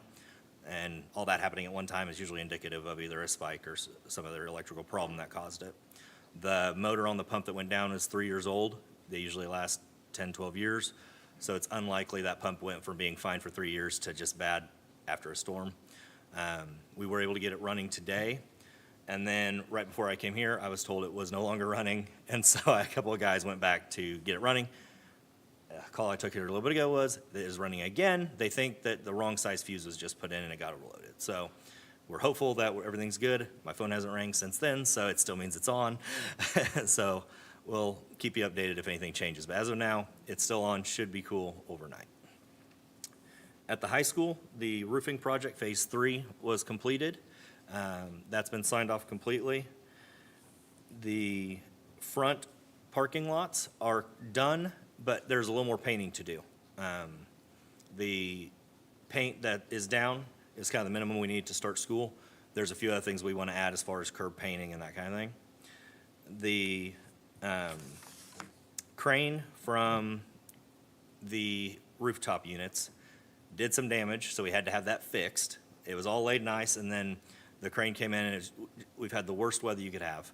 We've had it wet when we needed it to dry, and we've had it hot when we needed it to cool off. And so just the weight of the crane and the equipment, we had to come in and re-roll parts of it. It turned out really good. Unfortunately, tonight when I was there, the crane had to go in again to put 2 more units on, and we have ruts again. So I've got to call them tomorrow morning. I'm hopeful that it's still hot enough that we'll be able to roll it out. But APAC's working with us on that, as is Cruise. So we should still have a final good product. It just has more hiccups than we'd hoped for. Speaking of Cruise, the units are now all on the roof. So all the HVAC units that we talked about are in place. Tomorrow they will go through the setup procedures, and Friday we will have a tech down from Daikin that will actually make sure, verify everything's good and running properly, and then we'll have full control and everything will be good by the end of Friday. So right now they are cooling except for 2 of them, and those 2 had a curb adapter that was wrong from the factory, so we had to shuffle some things to get that back. The carpet at the high school is also done. They did a great job there too. I think that turned out really good. Both gyms have been painted and sealed. The main varsity gym, we're waiting till Monday to have activities on it, giving the sealant full time to cure. You only get 1 chance to cure it. So it was a little behind schedule from where we would hope to be, but no school issues have come up out of that. They were able to use the JV gym, which has been open since Monday, for anything they need a gym for. So it didn't impact any sports or any classes. So overall, I think it went really well. It also looks really good. You walk in the JV gym, it used to feel kind of dark and small. Now it's bright and vibrant. You can see all the lines. The varsity gym looks really good. There were just some small changes made to the floor. It's mostly the same as it was with just a little additions. And also the walls are painted, and that turned out really good. So if you haven't seen that, I'd encourage you to go in and check that out, because I think it turned out really good. P1 Services did the sewer invert in the front. That was completed. They did the full concrete cap that we discussed. Looks really great. None of us should have to talk about that again, hopefully. So we had several things done in the auditorium. 253 maintenance actually took care of the lights, and we have all the lights done that we can get to that we're going to do, except the chair lights. There's some aisle lights that we bought some, and they have too much of a glare that reflects off. So we're taking those back and getting a different style. And then once those are done, all the lights will be functioning in the auditorium. You can see everything now. And then also the floors were redone on the wings, the main stage area, and then the orchestra pit. So that it's a game. It looks totally different. If you haven't seen it, you need to go look at it. It's much better than it was. That is the big stuff. We were working on a bunch of things just throughout. There's always stuff. The book at this point is well over halfway done. The vast majority of the big stuff is done. Next year, we want to look at doing carpet for offices and classrooms. It looks really bad now that you see the nice hallways adjacent to it. And then we need to talk about some other projects that we had in the book that we'd already discussed about putting off till next summer. So I'll have that all ready for you here in the next couple months. Big thank you to you and all of your team for putting in all this work over the summer. When we got to go through and tour some of the buildings last week, everything is looking so good. You guys have done a really great job. Thank you. No, but I'll say, we live over there. Jen and I live next door to each other. And on Saturday night, I was driving by. I was heading to Brahms because I needed some mozzarella cheese at like 8:30. And the guys had just shown up for the parking lot. They must have worked in the dark. all night striping. Like Calvin said, he saw them out there with like a flashlight. I'm super impressed. I mean, I'm sure they were on a deadline like that we had established, but holy cow. They work in the dark so that day crews can do the parking lot itself, and it's cooler for the paint, because when that pavement's so hot and the paint sits on it, it doesn't look as nice as when it's cooled off a little bit and can lay on a cooler surface. They must have been there a long time. Wow. I had a question. We've had a lot of roofing projects at the high school. Can you remind us, how much has been done, or what percentage? I mean, roughly. So this is phase 3. If I recall correctly, I think there's 12 phases that we have lined up to do. Right now, we've done everything over the commons area, from the gym on the east to the west wall of the commons. So we've done over the auditorium and the commons area, which also includes several classrooms and stuff. And then there's actually some discussion about which one we want to do next, with future plans in mind that they won't be able to do a certain roof section if we do that back parking lot we talked about on the loading dock. With the crane experience we're having now, we would like to probably do a section of the roof that's not going to be by that parking lot, so that when we bring the crane, or we'll do that one first and then work that out to where the crane doesn't adversely impact a brand new parking lot like we're fighting now. There's, I think it's roughly a year per phase, and that should give us a few years there before we have to start the process over again.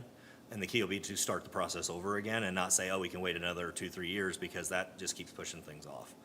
So I think you look at roughly 15 to 20 years per roof. If we've got 12 phases, we'll have 3 to 5 years where we won't need to focus on a high school phase, and we can worry about other places in the district. And eventually, we'll get to a point where all that will just go in an order, and we'll know which roofs to replace before they're big problems. I thought that my tour of the high school was amazing, and I love all the upgrades. The parking lot, Leslie, through your advocacy, is finally done. But I do know that one of the biggest traditions at the high school is for seniors to be able to paint their parking spots, and so I just wanted to check in on the status of that. So last I knew, they were going to do it this weekend, I think is what was discussed. Now that the crane's been back in there, we'll have to roll it again. I'm going to talk to Mr. Fisher about what we want to do with that, because they'll still have an opportunity to do it. Unfortunately, it just wasn't as early as we'd hoped.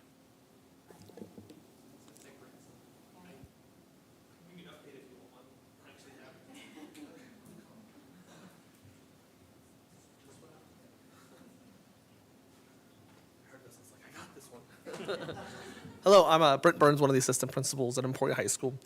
This just email went out today, so as far as dates go, looks like Ms. Bloomquist sent this to all the seniors to give them a heads up, because we've been getting a lot of questions about these parking spots. So starting actually this Friday at 5 o'clock all the way until this Sunday at 10 p.m., we're going to be letting seniors work on parking, painting the spots that they end up reserving. We've also have some time the following weekend on that Saturday, and that Sunday, and then again the following weekend again. So we've actually sent all that out. We knew that this was going to be an issue when we were making the parking lot, but I know the seniors have been really patient. Ms. Schwinn's been really good with communicating with Stuco and our seniors, so I appreciate all that. I know it was one of the first things that they ended up asking me was, hey, when can we park our spots? So we said as soon as we get the all clear from the parking lot, we'll go ahead and let you guys know. So we have that in place, and we should start seeing spots parked or painted, that is, as early as this Friday evening and over the weekend. So come back and check them out. I'm kind of curious to see what we'll see out there, okay? Great, thank you. Any other questions about parking? And tell those students that they're probably going to have to buy like 2 extra gallons of primer, because their paint is going to be. We did put some stuff in that, letting them kind of know, hey, with the new paint and everything, and kind of what to purchase and what would be a good idea, because, yeah, we're familiar that it's going to take some time.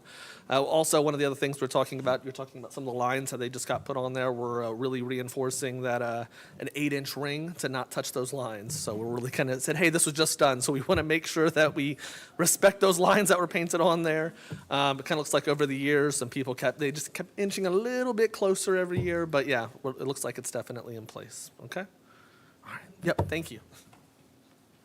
And then just on that, since 2 hours ago we had the crane in there, we will try to roll that, but that wasn't part of the area where those seniors are going to be.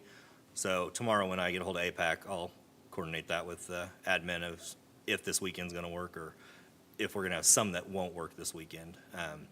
We don't have to roll the whole parking lot, it's just where the crane went through, so it might have a limited impact on some of the kids. Thank you. All right, thank you. Okay, that brings us to item 9E, subsidizing costs for reduced meals, 24-25. Okay, so this was approved last year, and so we're bringing it back. Mrs. Pam Stranathan, Assistant Superintendent of Business Operations, and then also we have David Carlson here, Director of Food Service, available to answer questions. Okay, so this was something that came in really early, remember, in the summer, and so David and I have been working on it again, and Kate, I'm going to give a big shout out to Kate back there. She did a lot of research on some of the numbers because we had to go back and look at some of the numbers in reference to what was provided to you all and get that straightened out. Just want to share with you that the projected, if you remember from the PowerPoint last year, was going to be around 67,000. And for the reduced meals, it came out, if you notice in there, at the 30,414 and 84. So we had budgeted for that to make sure, and we'll continue to budget for that.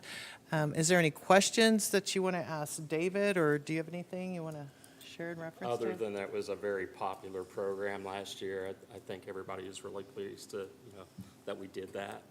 Yeah. So Helped a lot of families, It did. for sure. I've, not been shy about how important this is that we do this. I'm really glad to hear that it's been received so well.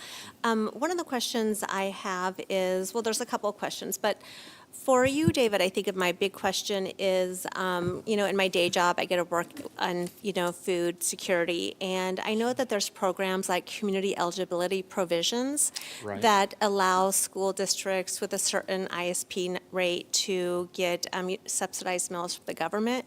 And I know none of our schools hit that 60% mark yet, but Right. could we maybe look into, not anytime soon, but, maybe look into which of our individual schools might be getting close to that 60% number, just in case we might want to apply for that? absolutely, yeah, I'd be happy to do that. Okay. Yep. Thank you.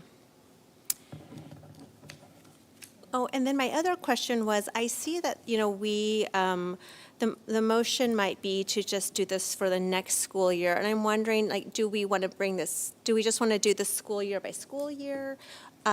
Because then we'll have to remember to bring it back every summer, or do we want to maybe do it more long-term? And I just would love to, get others' opinion on that. And we did have a question about that. We wanted to know what the board wanted to do, so thank you. So I like the idea of being able to have the control of just seeing what the price marker is every year as we go forward, so we can project and know what's coming, have a good idea of how to estimate what's coming. I'm pretty pleased that this was a little less expensive than we thought, and the cost of everything has been going up so much, especially for a community like ours that has so much poverty in it. Anything that we can do to alleviate that burden, especially since we can afford to do it, right? We're not breaking the bank here. I'd be in favor of passing this again for the school year. And then I think it should be a regular item each year for us to look at, evaluate, and that way we can see the trends. And then we don't forget about it, right? We kind of have it fresh in our mind as board members every time we come here that this is where we were last year, this is where we were before, and it just makes us a little bit more attentive, I think. Yeah, I like that too. I like approving it each year. And I really like seeing the number and then putting it in perspective. Like, we dropped $30,000 for our plumbing repair, so we can easily pay $30,000 for food, right? Like, it just really helps me to put that into perspective. So I'm good with approving it each year. Do you want it always to be the first meeting in August or the last meeting in July? Which is best for It'd be your helpful team? to us if we could move it up a little I forward. figured July, or even, do you want it May? Do you want it, you probably don't have numbers yet, so maybe July? June would probably June? be ideal. Okay. So maybe we just make it would that be a first or second meeting in June thing then? I would recommend we do it the second, so Okay. it's close to that fiscal year Okay. ending and being done with. So then we're just. And it would align well with, we try to make that a business meeting, so Sure. that would be a Perfect. good time. Great. Great. Well, I will entertain a motion. I move to subsidize all costs for students who qualify for reduced meals during the 2024-2025 school year as submitted. Second. Okay, there's been a motion and a second.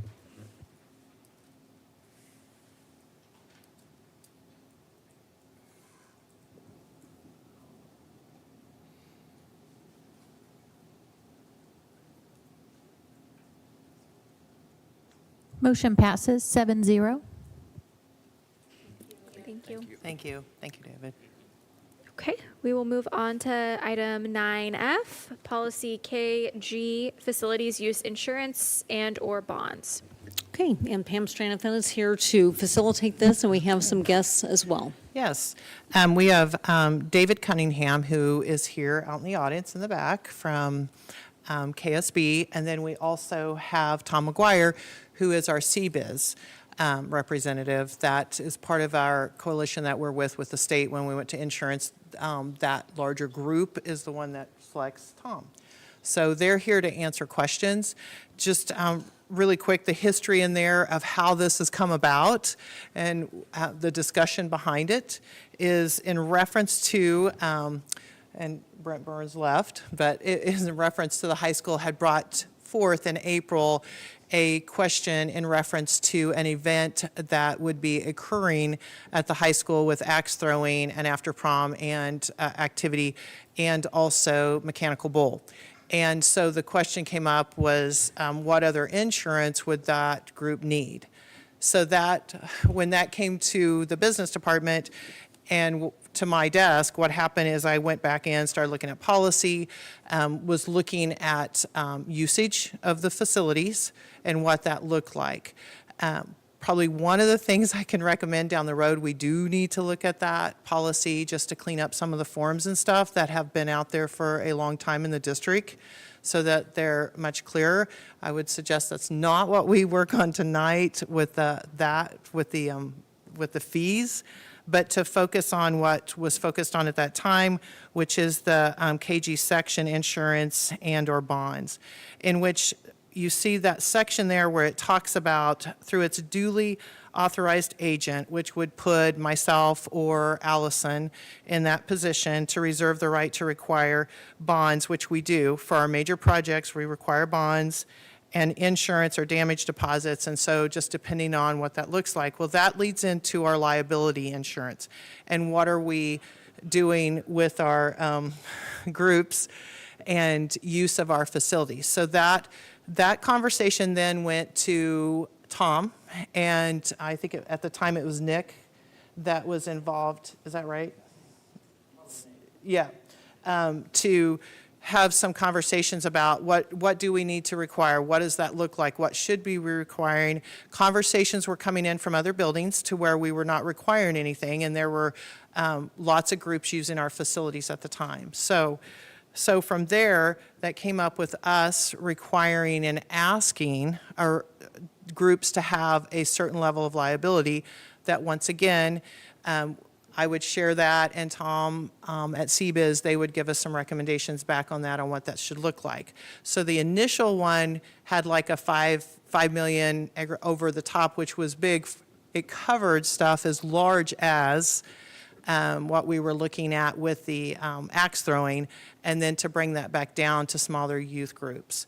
So what I've filled out here for you all, and this is also after having conversations with both David and both Tom, is in reference to the two options to look at with this. And I'm not making a recommendation right now because I know there's more conversation that needs to occur, but just to kind of give you an idea of what's on the document here is that our current provision reserves that right to require liability insurance before an outside person or entity is allowed to use. That's what we have put into authority right now with our outside groups of requiring them to have liability insurance. The option to not have that then puts a person or entity is not required to obtain liability, then the district must self-insure against any claims, since the district's liability carrier specifically stated it will not provide coverage unless the use is a school-sponsored event. So that's giving you information as to looking at that. And then from there, those are the questions that I know David is here for, and we have an executive session scheduled for that, and then Tom is here also. The biggest thing, we just need to make a decision of what direction we're going to go so that we know how to inform the community, we know how to guide these groups on what we need to do, also to protect the district. So I have some thoughts, because I was reached out to by someone in the community who had some concerns about this issue, and kind of spoke a little bit to what Mr. Garrett spoke about earlier today during public comment, which was, we have a policy here where we are supposed to require something, we're not, suddenly we are, different school buildings are doing different things, and then staff in those buildings know different things, and they're referring to different things, and then that just bothers people in the community who feel like they're getting information in a discombobulated way. But I mean, it is absolutely reasonable to require these organizations to have insurance when they're using our facilities. If something catastrophic were to happen, one, that protects them from being sued individually. Two, it protects us because we're the ones with the tax base, right? If it's our property and there's some sort of litigation, it's going to come at us. There's one festival event I organize every year with some other colleagues, and we have fire spinners that will come out and do fire spinning. And believe me, when they come and register at the gate, do you have your certificate of insurance? Did you send that to us? Did you send that to the landowners? And if they don't have it, they don't get to do any of that activity. We absolutely have to protect ourselves. And for what it's worth, the person that I spoke to, when I had told her that, we are going to, in all likelihood, we're talking about it tonight, but I think in all likelihood, we are going to require people to have certificate of insurance, some sort of insurance coverage. She thought that was very reasonable. But I also would just caution members in the community who find that to be somewhat of a hurdle or, an annoyance, that actually protects them too, protects the organizations as well, and protects those adults who are there with those kids in case something happened that you would want to have insurance for. One thing just to share with you, I have tried to be very consistent since April, and communicating that with the principals, and then the information that has been shared with you all, have tried to keep that consistency going so that knowing there's this level of animosity and there's concerns because the practice has not been in place, and it's very, very, very confusing as to why now. Why, is this going on? Why are you doing this? And it kind of feels like a gotcha, and that's not the purpose of this. This is one of those things where now we know, and we can't, go, oh, well, we don't see that now. We know, and we need to make sure that we are protecting the district in the best manner that we can with the taxpayers' money. So, I just want to share that because I know it feels like that. I get that. And the communication we've had with people has been really, really good. And trying to explain it, Tom has offered if people needed to call, they could call and have conversations with him, or he could hopefully try to help guide them, directions to get insurance if needed. Locally, one of the things that was not put on there was in reference to homeowners insurance, because 9 times out of 10, they're not going to cover it. But guess what? I had somebody that called that they're using the gyms on the weekend. They've been doing pickup games for 20 years in the district. And so they're getting the insurance for the group, but also asked about a graduation party and found out their homeowner's insurance would cover that graduation party.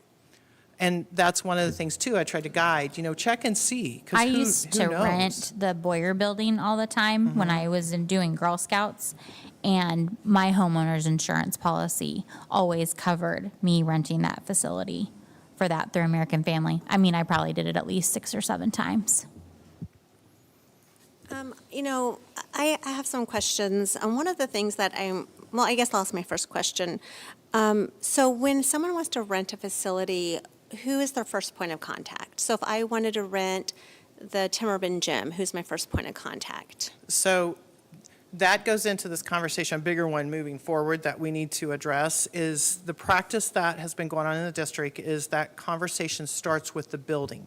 And the building principal collects the deposit, and then looks at and determines if there's fees, and if they're confused, they'll call, and sometimes they'll talk to Kate, sometimes they'll ask me about it. The fees right now are structured around the air conditioning, which, once again, we need to have that conversation, down the road here of, determining air conditioning is really hard and what that should cost per hour. But that's another thing, to sit over here right now. But it does start at the building level with the principals, and so then to come back. So to say that everybody across the district has been consistent all the time with either the collection of fees, or I would say no. And not to say that poorly on the individuals that are in the buildings making those decisions. I just think it's not really been a clear process that has had an integrity level held to it. And it needs, that's like the forms, it needs cleaned up. It's just, okay, what are our steps and our processes to go through that?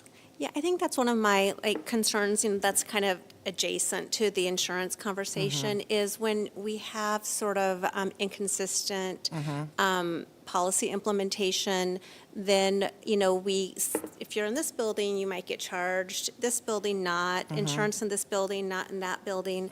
And, and then there's also the unofficial use of buildings where, we have policies put in place where, kids aren't supposed to be given keys. It still happens, and then what happens in those situations? And maybe I shouldn't name that at the school board table, but, if we really want to fix this, we've got to look at everything, because we may be assuming some liability in places that we don't even know because we have no idea someone's using the building.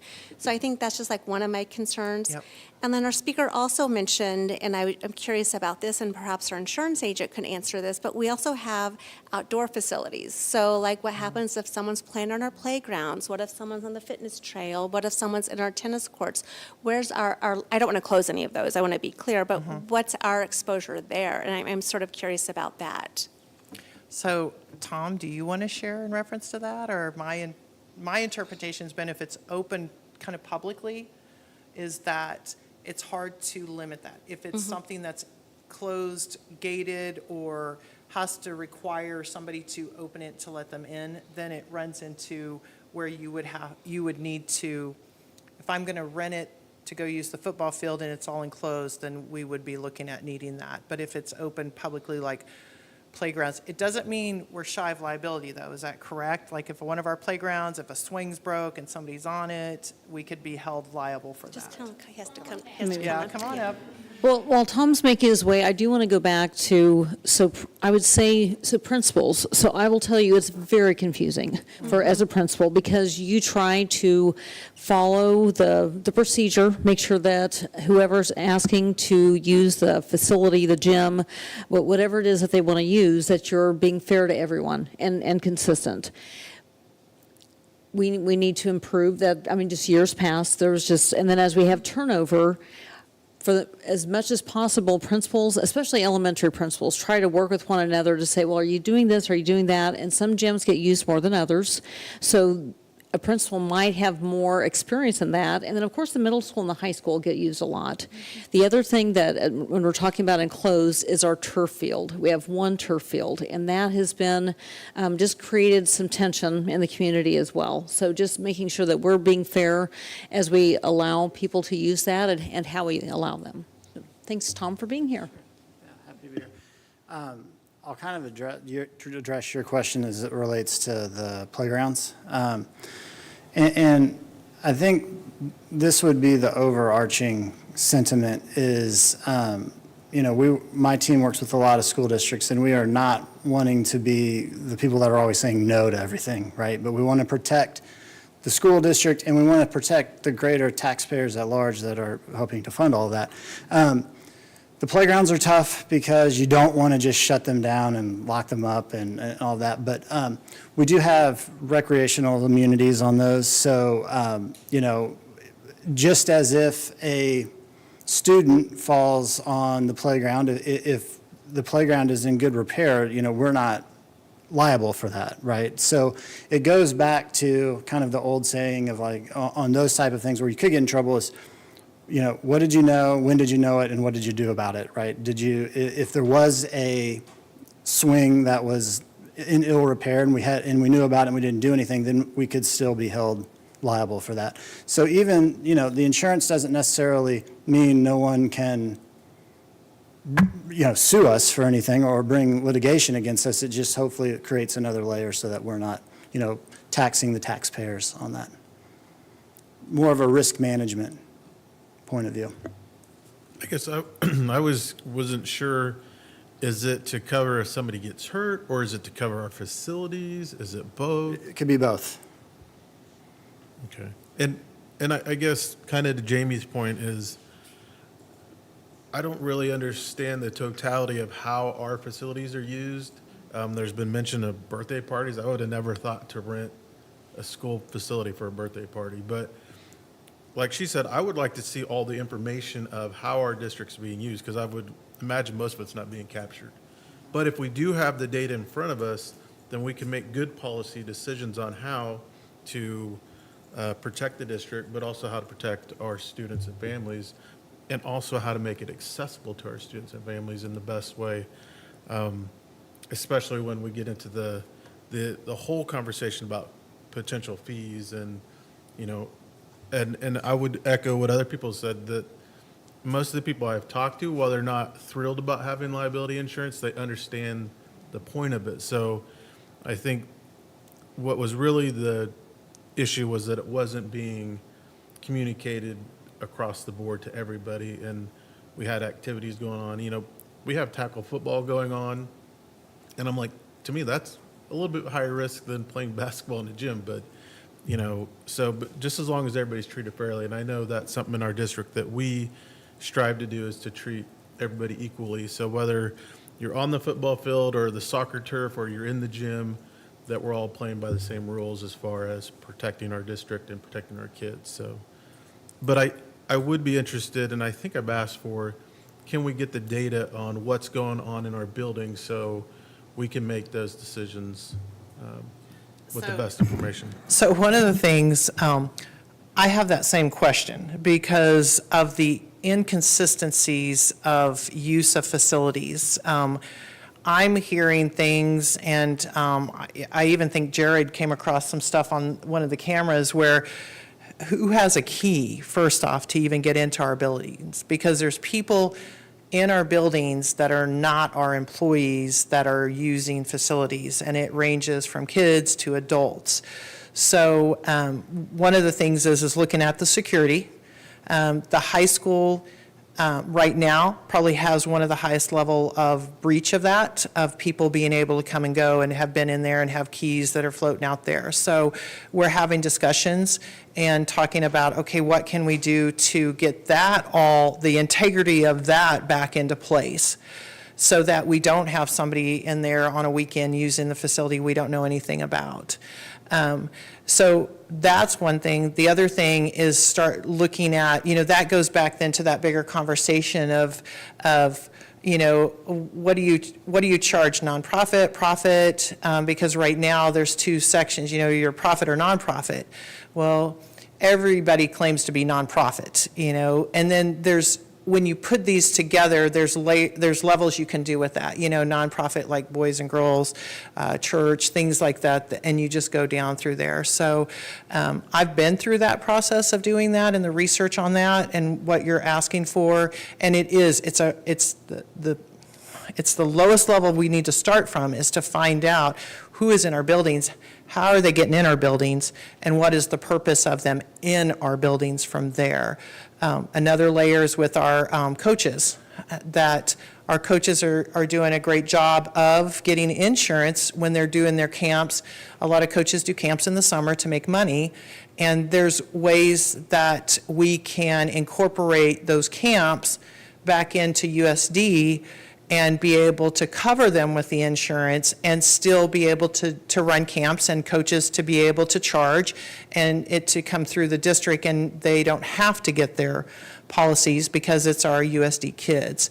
And that's the stuff that I'm working with Tom on is, how are we incorporating that and what does that look like to keep it under our policies and under our insurance, and so that we can cover individuals that are using it. So, and I've had people call and go, hey, can we use the high school gym, and we're going to bring in inflatables? And it's like, oh, hey, that's, that's liability. We've got to check into that and see what that looks like, and to have that conversation back. Like I said, I called Tom. Tom, what does that look like on, what type of liability do they need to have to help cover that? So, I've had a lot of people reach out to me and talk to me in the community about these new policies and how our facilities are or are not accessible. And just like hearing you talk about like everything that you're doing and all of this sort of stems from board policy, I wonder if maybe we shouldn't think about maybe forming some sort of building use committee where, a couple school board members, some other folks can like really dig deeply into this, because it just feels like it's created a lot of confusion in the community, concern, and of course, we all want to do what's right by the school district and limit our liability, but it seems like a really big issue. It does. I feel like my biggest concern at this moment, not to completely cut you off, is that, it's the start of the school year. You all are insanely busy. I can't believe how alert you look right now, considering it's the first day of school. There's no way we can get this solved by next month, maybe not even by October. This might be a January thing. So my biggest concern is, what do we do in the meantime for all the people who are feeling like we're jerking them around, for lack of a better term? So I don't know where we go from there. Yeah, I agree with you. I think if we did form of committee, we're looking at 6 months. We're looking really down the road, but right now we have to, we can't unsee what we've seen now, so we know that. So one of my follow-up questions is, and I know there are a lot of emails, you've shared some stuff, Pam, and one of the questions I have is, if I'm just me wanting to rent for a birthday party, my home insurance might cover it, possibly. Is that what we think? So, and we kind of talked about that too.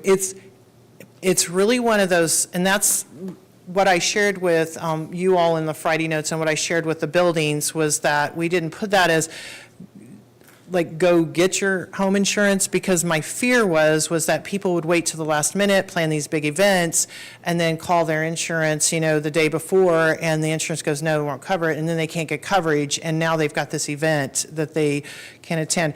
So it's really a hit and miss on that. So what I've advised people, I've just said, you need to call and ask your homeowner's insurance to see if they'll, do that.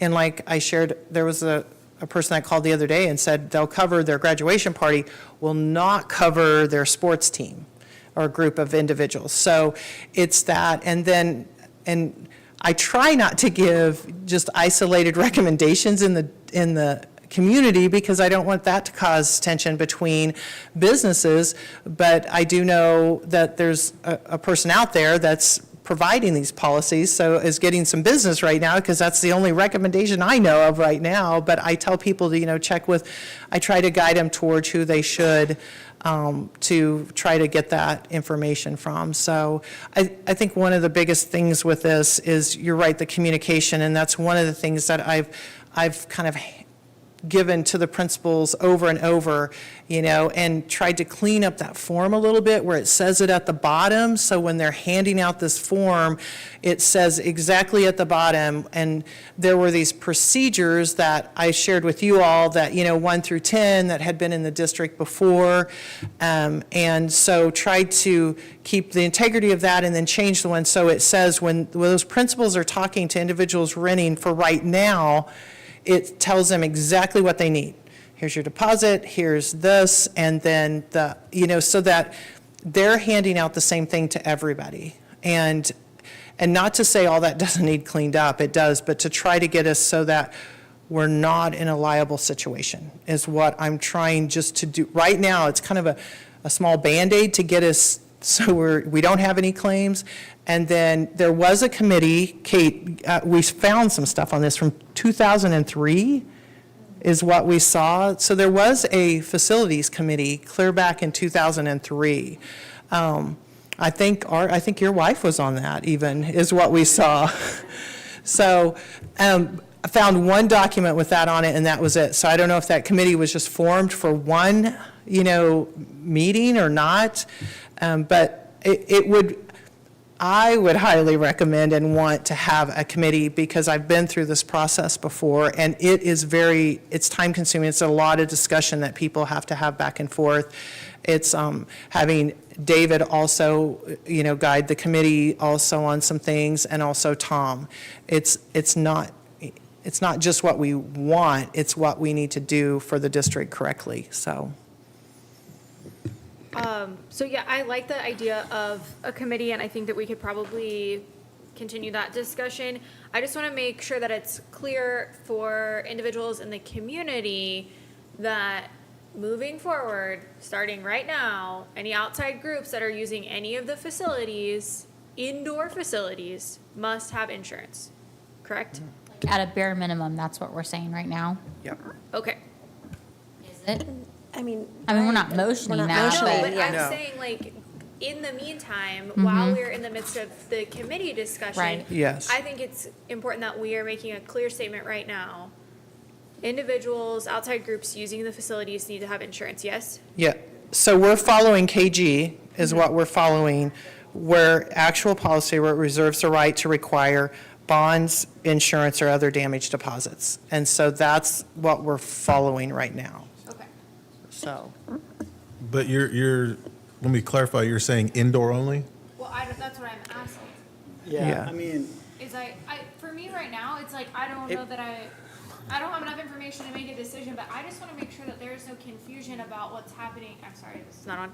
What's happening in while we sort this out, I think that we need,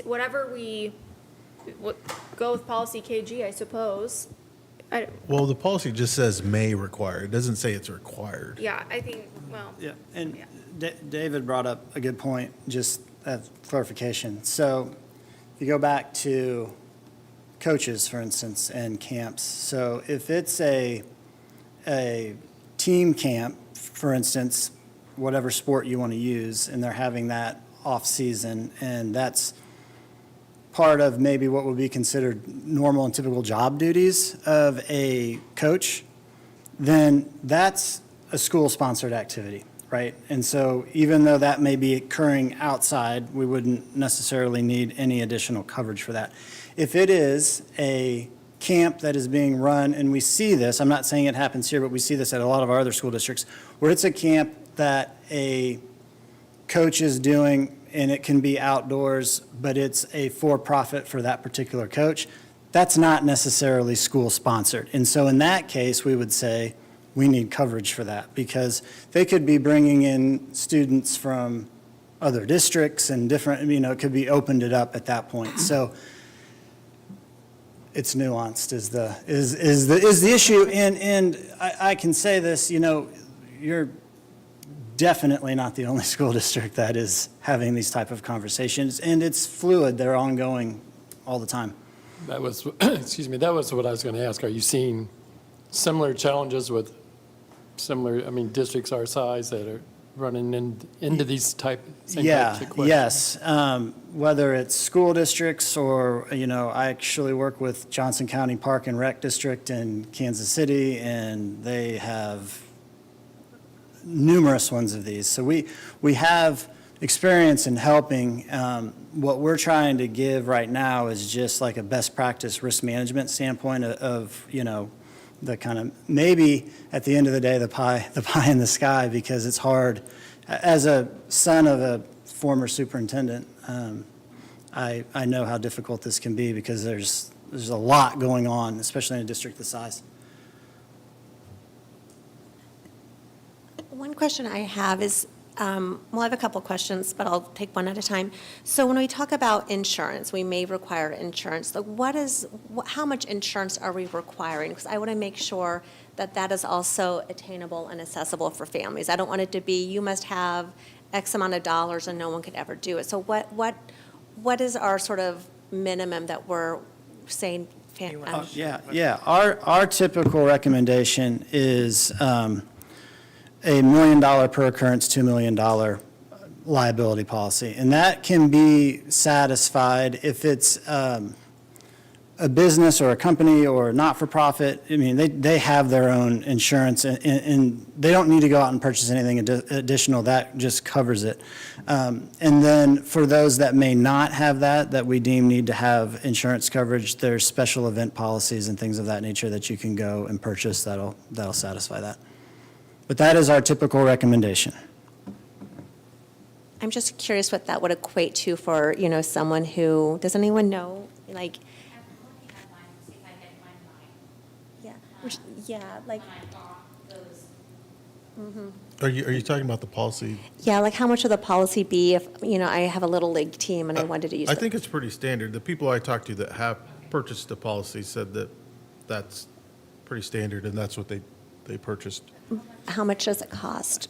For Well, the in user? this example, I think it was about $700 for a year. So depending on how many kids are involved, it might be, $20 to $50 a kid for. Yeah, I for the mean, insurance fees. they're underwriting those just like anyone else does. So it's going to be dependent on how big the event is, what the event is.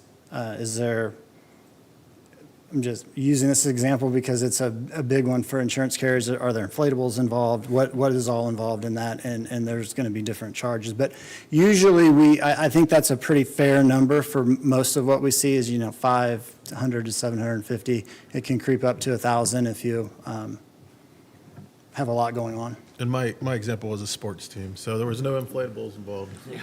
Yeah, but it could be. But usually, like with those Little League type example, they already have they already are purchasing it, and they just have to provide the certificate, and then we're good, and we move on. And we find there's always those exceptions, but a lot of times that's more the general rule is that they a lot of times already have it. It's just we need to have it evidenced.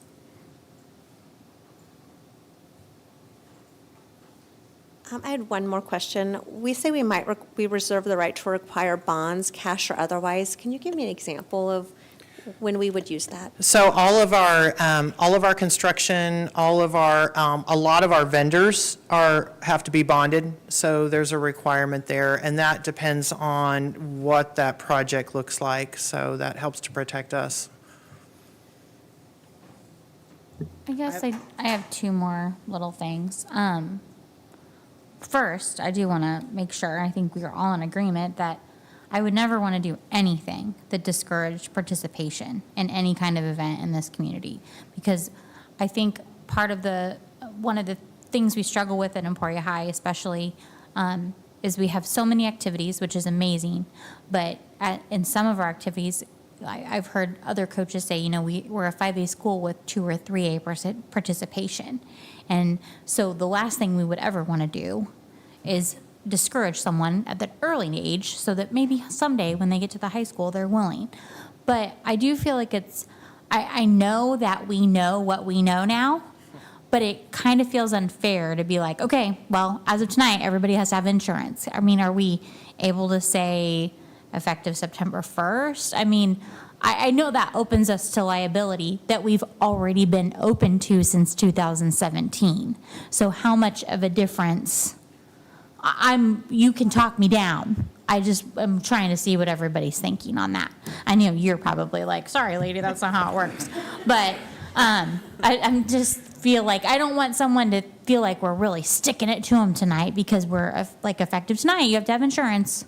I guess one of the things to keep in mind is that it's really not just tonight, because we've kind of been enforcing this since April and have not had a lot of pushback. You know what I mean? People have understood, and what I've tried to do with the principals is if they don't understand it, just send it and we'll have a conversation. And then, like I said, if it gets to the point to where they're still not understanding it, then Tom has offered also to have conversations with people. So it's not something tonight that we're just changing. It's really what we have been, since we've known back in April, is we've been enforcing that and moving that forward and everything with people. So it's, what's happened is we're getting into seasons.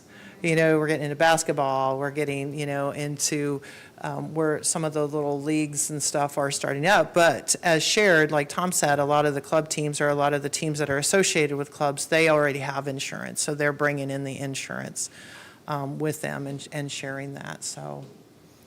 Yeah, I agree with Leslie. I'd be like, hey, we're going to give you a few weeks or month, whatever, to get everything in order so you can continue to use the facilities. So, because sometimes you submit this stuff and it's like not right away. I don't think you waiting to get something printed so that you can say I do have this, So.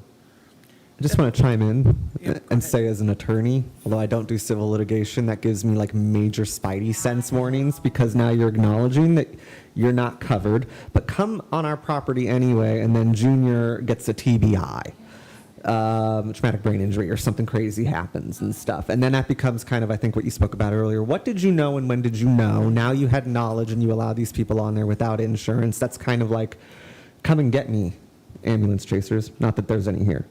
So that just makes me have the heebie-jeebies. Everyone should be protected. And like I said earlier, if you have insurance for your private sports club, that also protects those adults who have organized that group too. That protects them as well, not just us. It protects those people individually.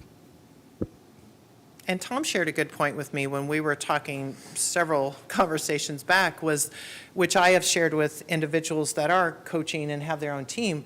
What you just said, Jeremy, is this is protecting them, because we're not in those gyms. We don't see what's going on. So if something happens and that athlete comes back after that coach and then also comes back after the district, it's protecting them in a big capacity.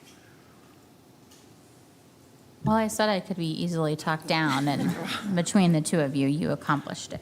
Just for the record, I was completely on your side, Leslie, until Jeremy spoke. So, for me, I think the biggest thing I want to reiterate, and I do want to ask our board president, is if we could work towards, reestablishing the facilities committee that would include some board members and all the relevant staff, because just, I feel like this comes up so much, not insurance is today, but we've had so many building things come up and so many policies, and our facilities, they're getting to be so amazing thanks to Corey and his crew, and we want to protect them too. And so I feel like the time is right to really bring something back where we can all feel confident in our facility usage. I think what we should do is put the committee idea as an agenda item for the meeting on the 28th. So let me ask you all this. Do we want to continue this conversation? We have the option for the executive session with Mr. Cunningham if we want to do that. What are our wishes at this point in the evening? And we are, that is not me saying that I want to do one way or another. I just felt like we're kind of at a pause right here. I have a few questions for the attorney. Okay. So are we done with this and we're ready to move on to 10A? Do we want to add a moment for the bathrooms, since this meeting's run long? Yes. Yeah. Okay. Then we will go on to item 10A, executive session, consult with an attorney.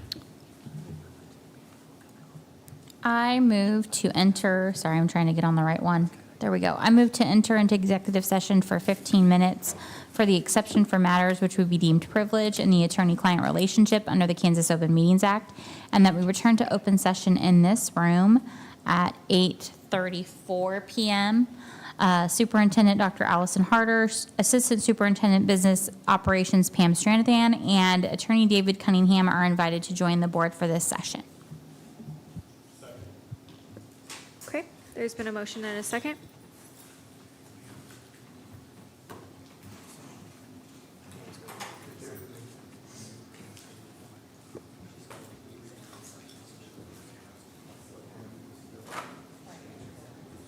Motion passes.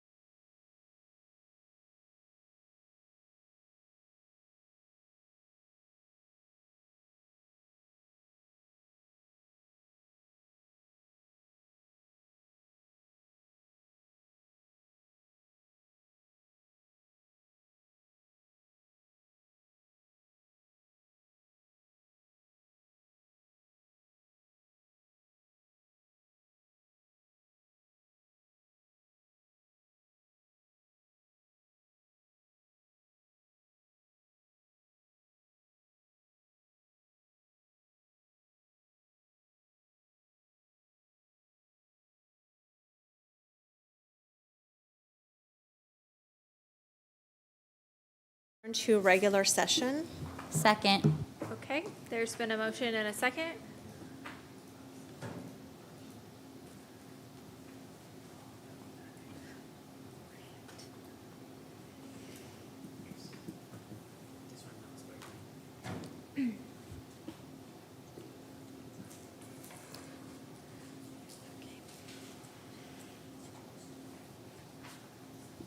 Motion passes 6-0. I move to enter into executive session for 10 minutes for the exception for matters which would be deemed privileged in the attorney-client relationship under Kansas Open Meeting Act, and that we return to open session in this room at 8:46 p.m. Superintendent Dr. Allison Harder and Attorney Tammy Samoji are invited to join the board for this session. Action is not anticipated. Second.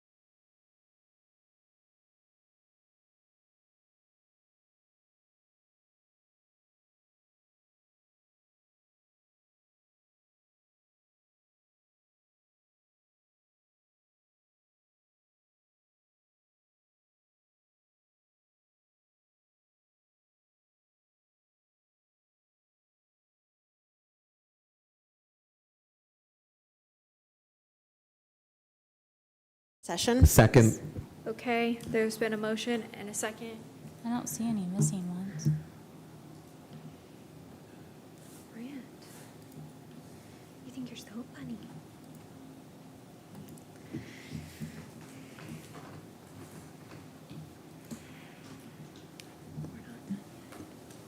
Motion passes 6-0.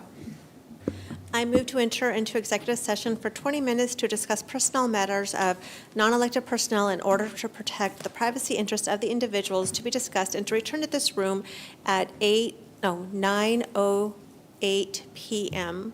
Second.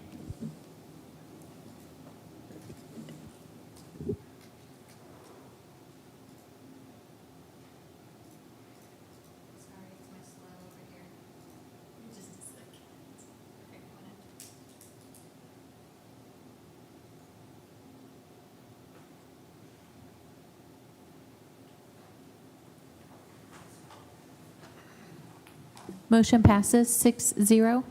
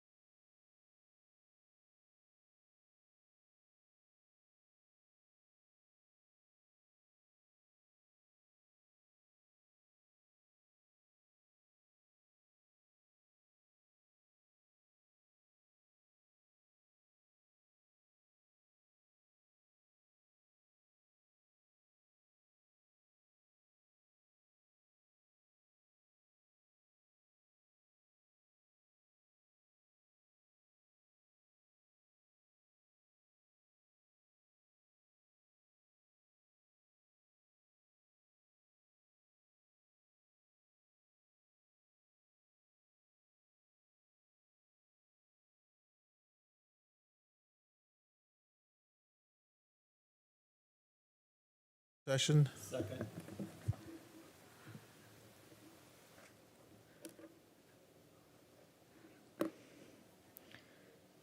Okay.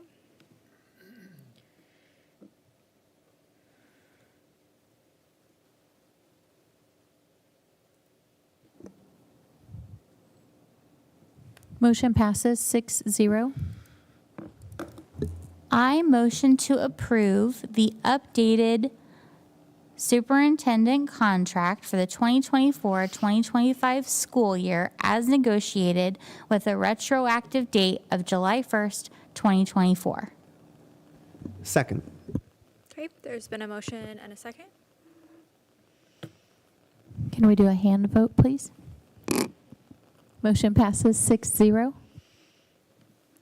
Okay, that brings us to item 11A, future board calendar dates. Our next meeting will be here on August 28th at 6 p.m. And then again on September 11th at 6 p.m. here at Mary Herbert Education Center. On Tuesday, September 17th at 7:30 a.m., there will be an Emporia Recreation Steering Committee meeting here at Mary Herbert Education Center. Then our regular board meeting on September 25th at 6 p.m. here. And then on Tuesday, October 15th at 7:30 a.m., Recreation Steering Committee meeting here. Also, before we adjourn, I hope everyone had a great first day of school. I will entertain a motion to adjourn. So moved.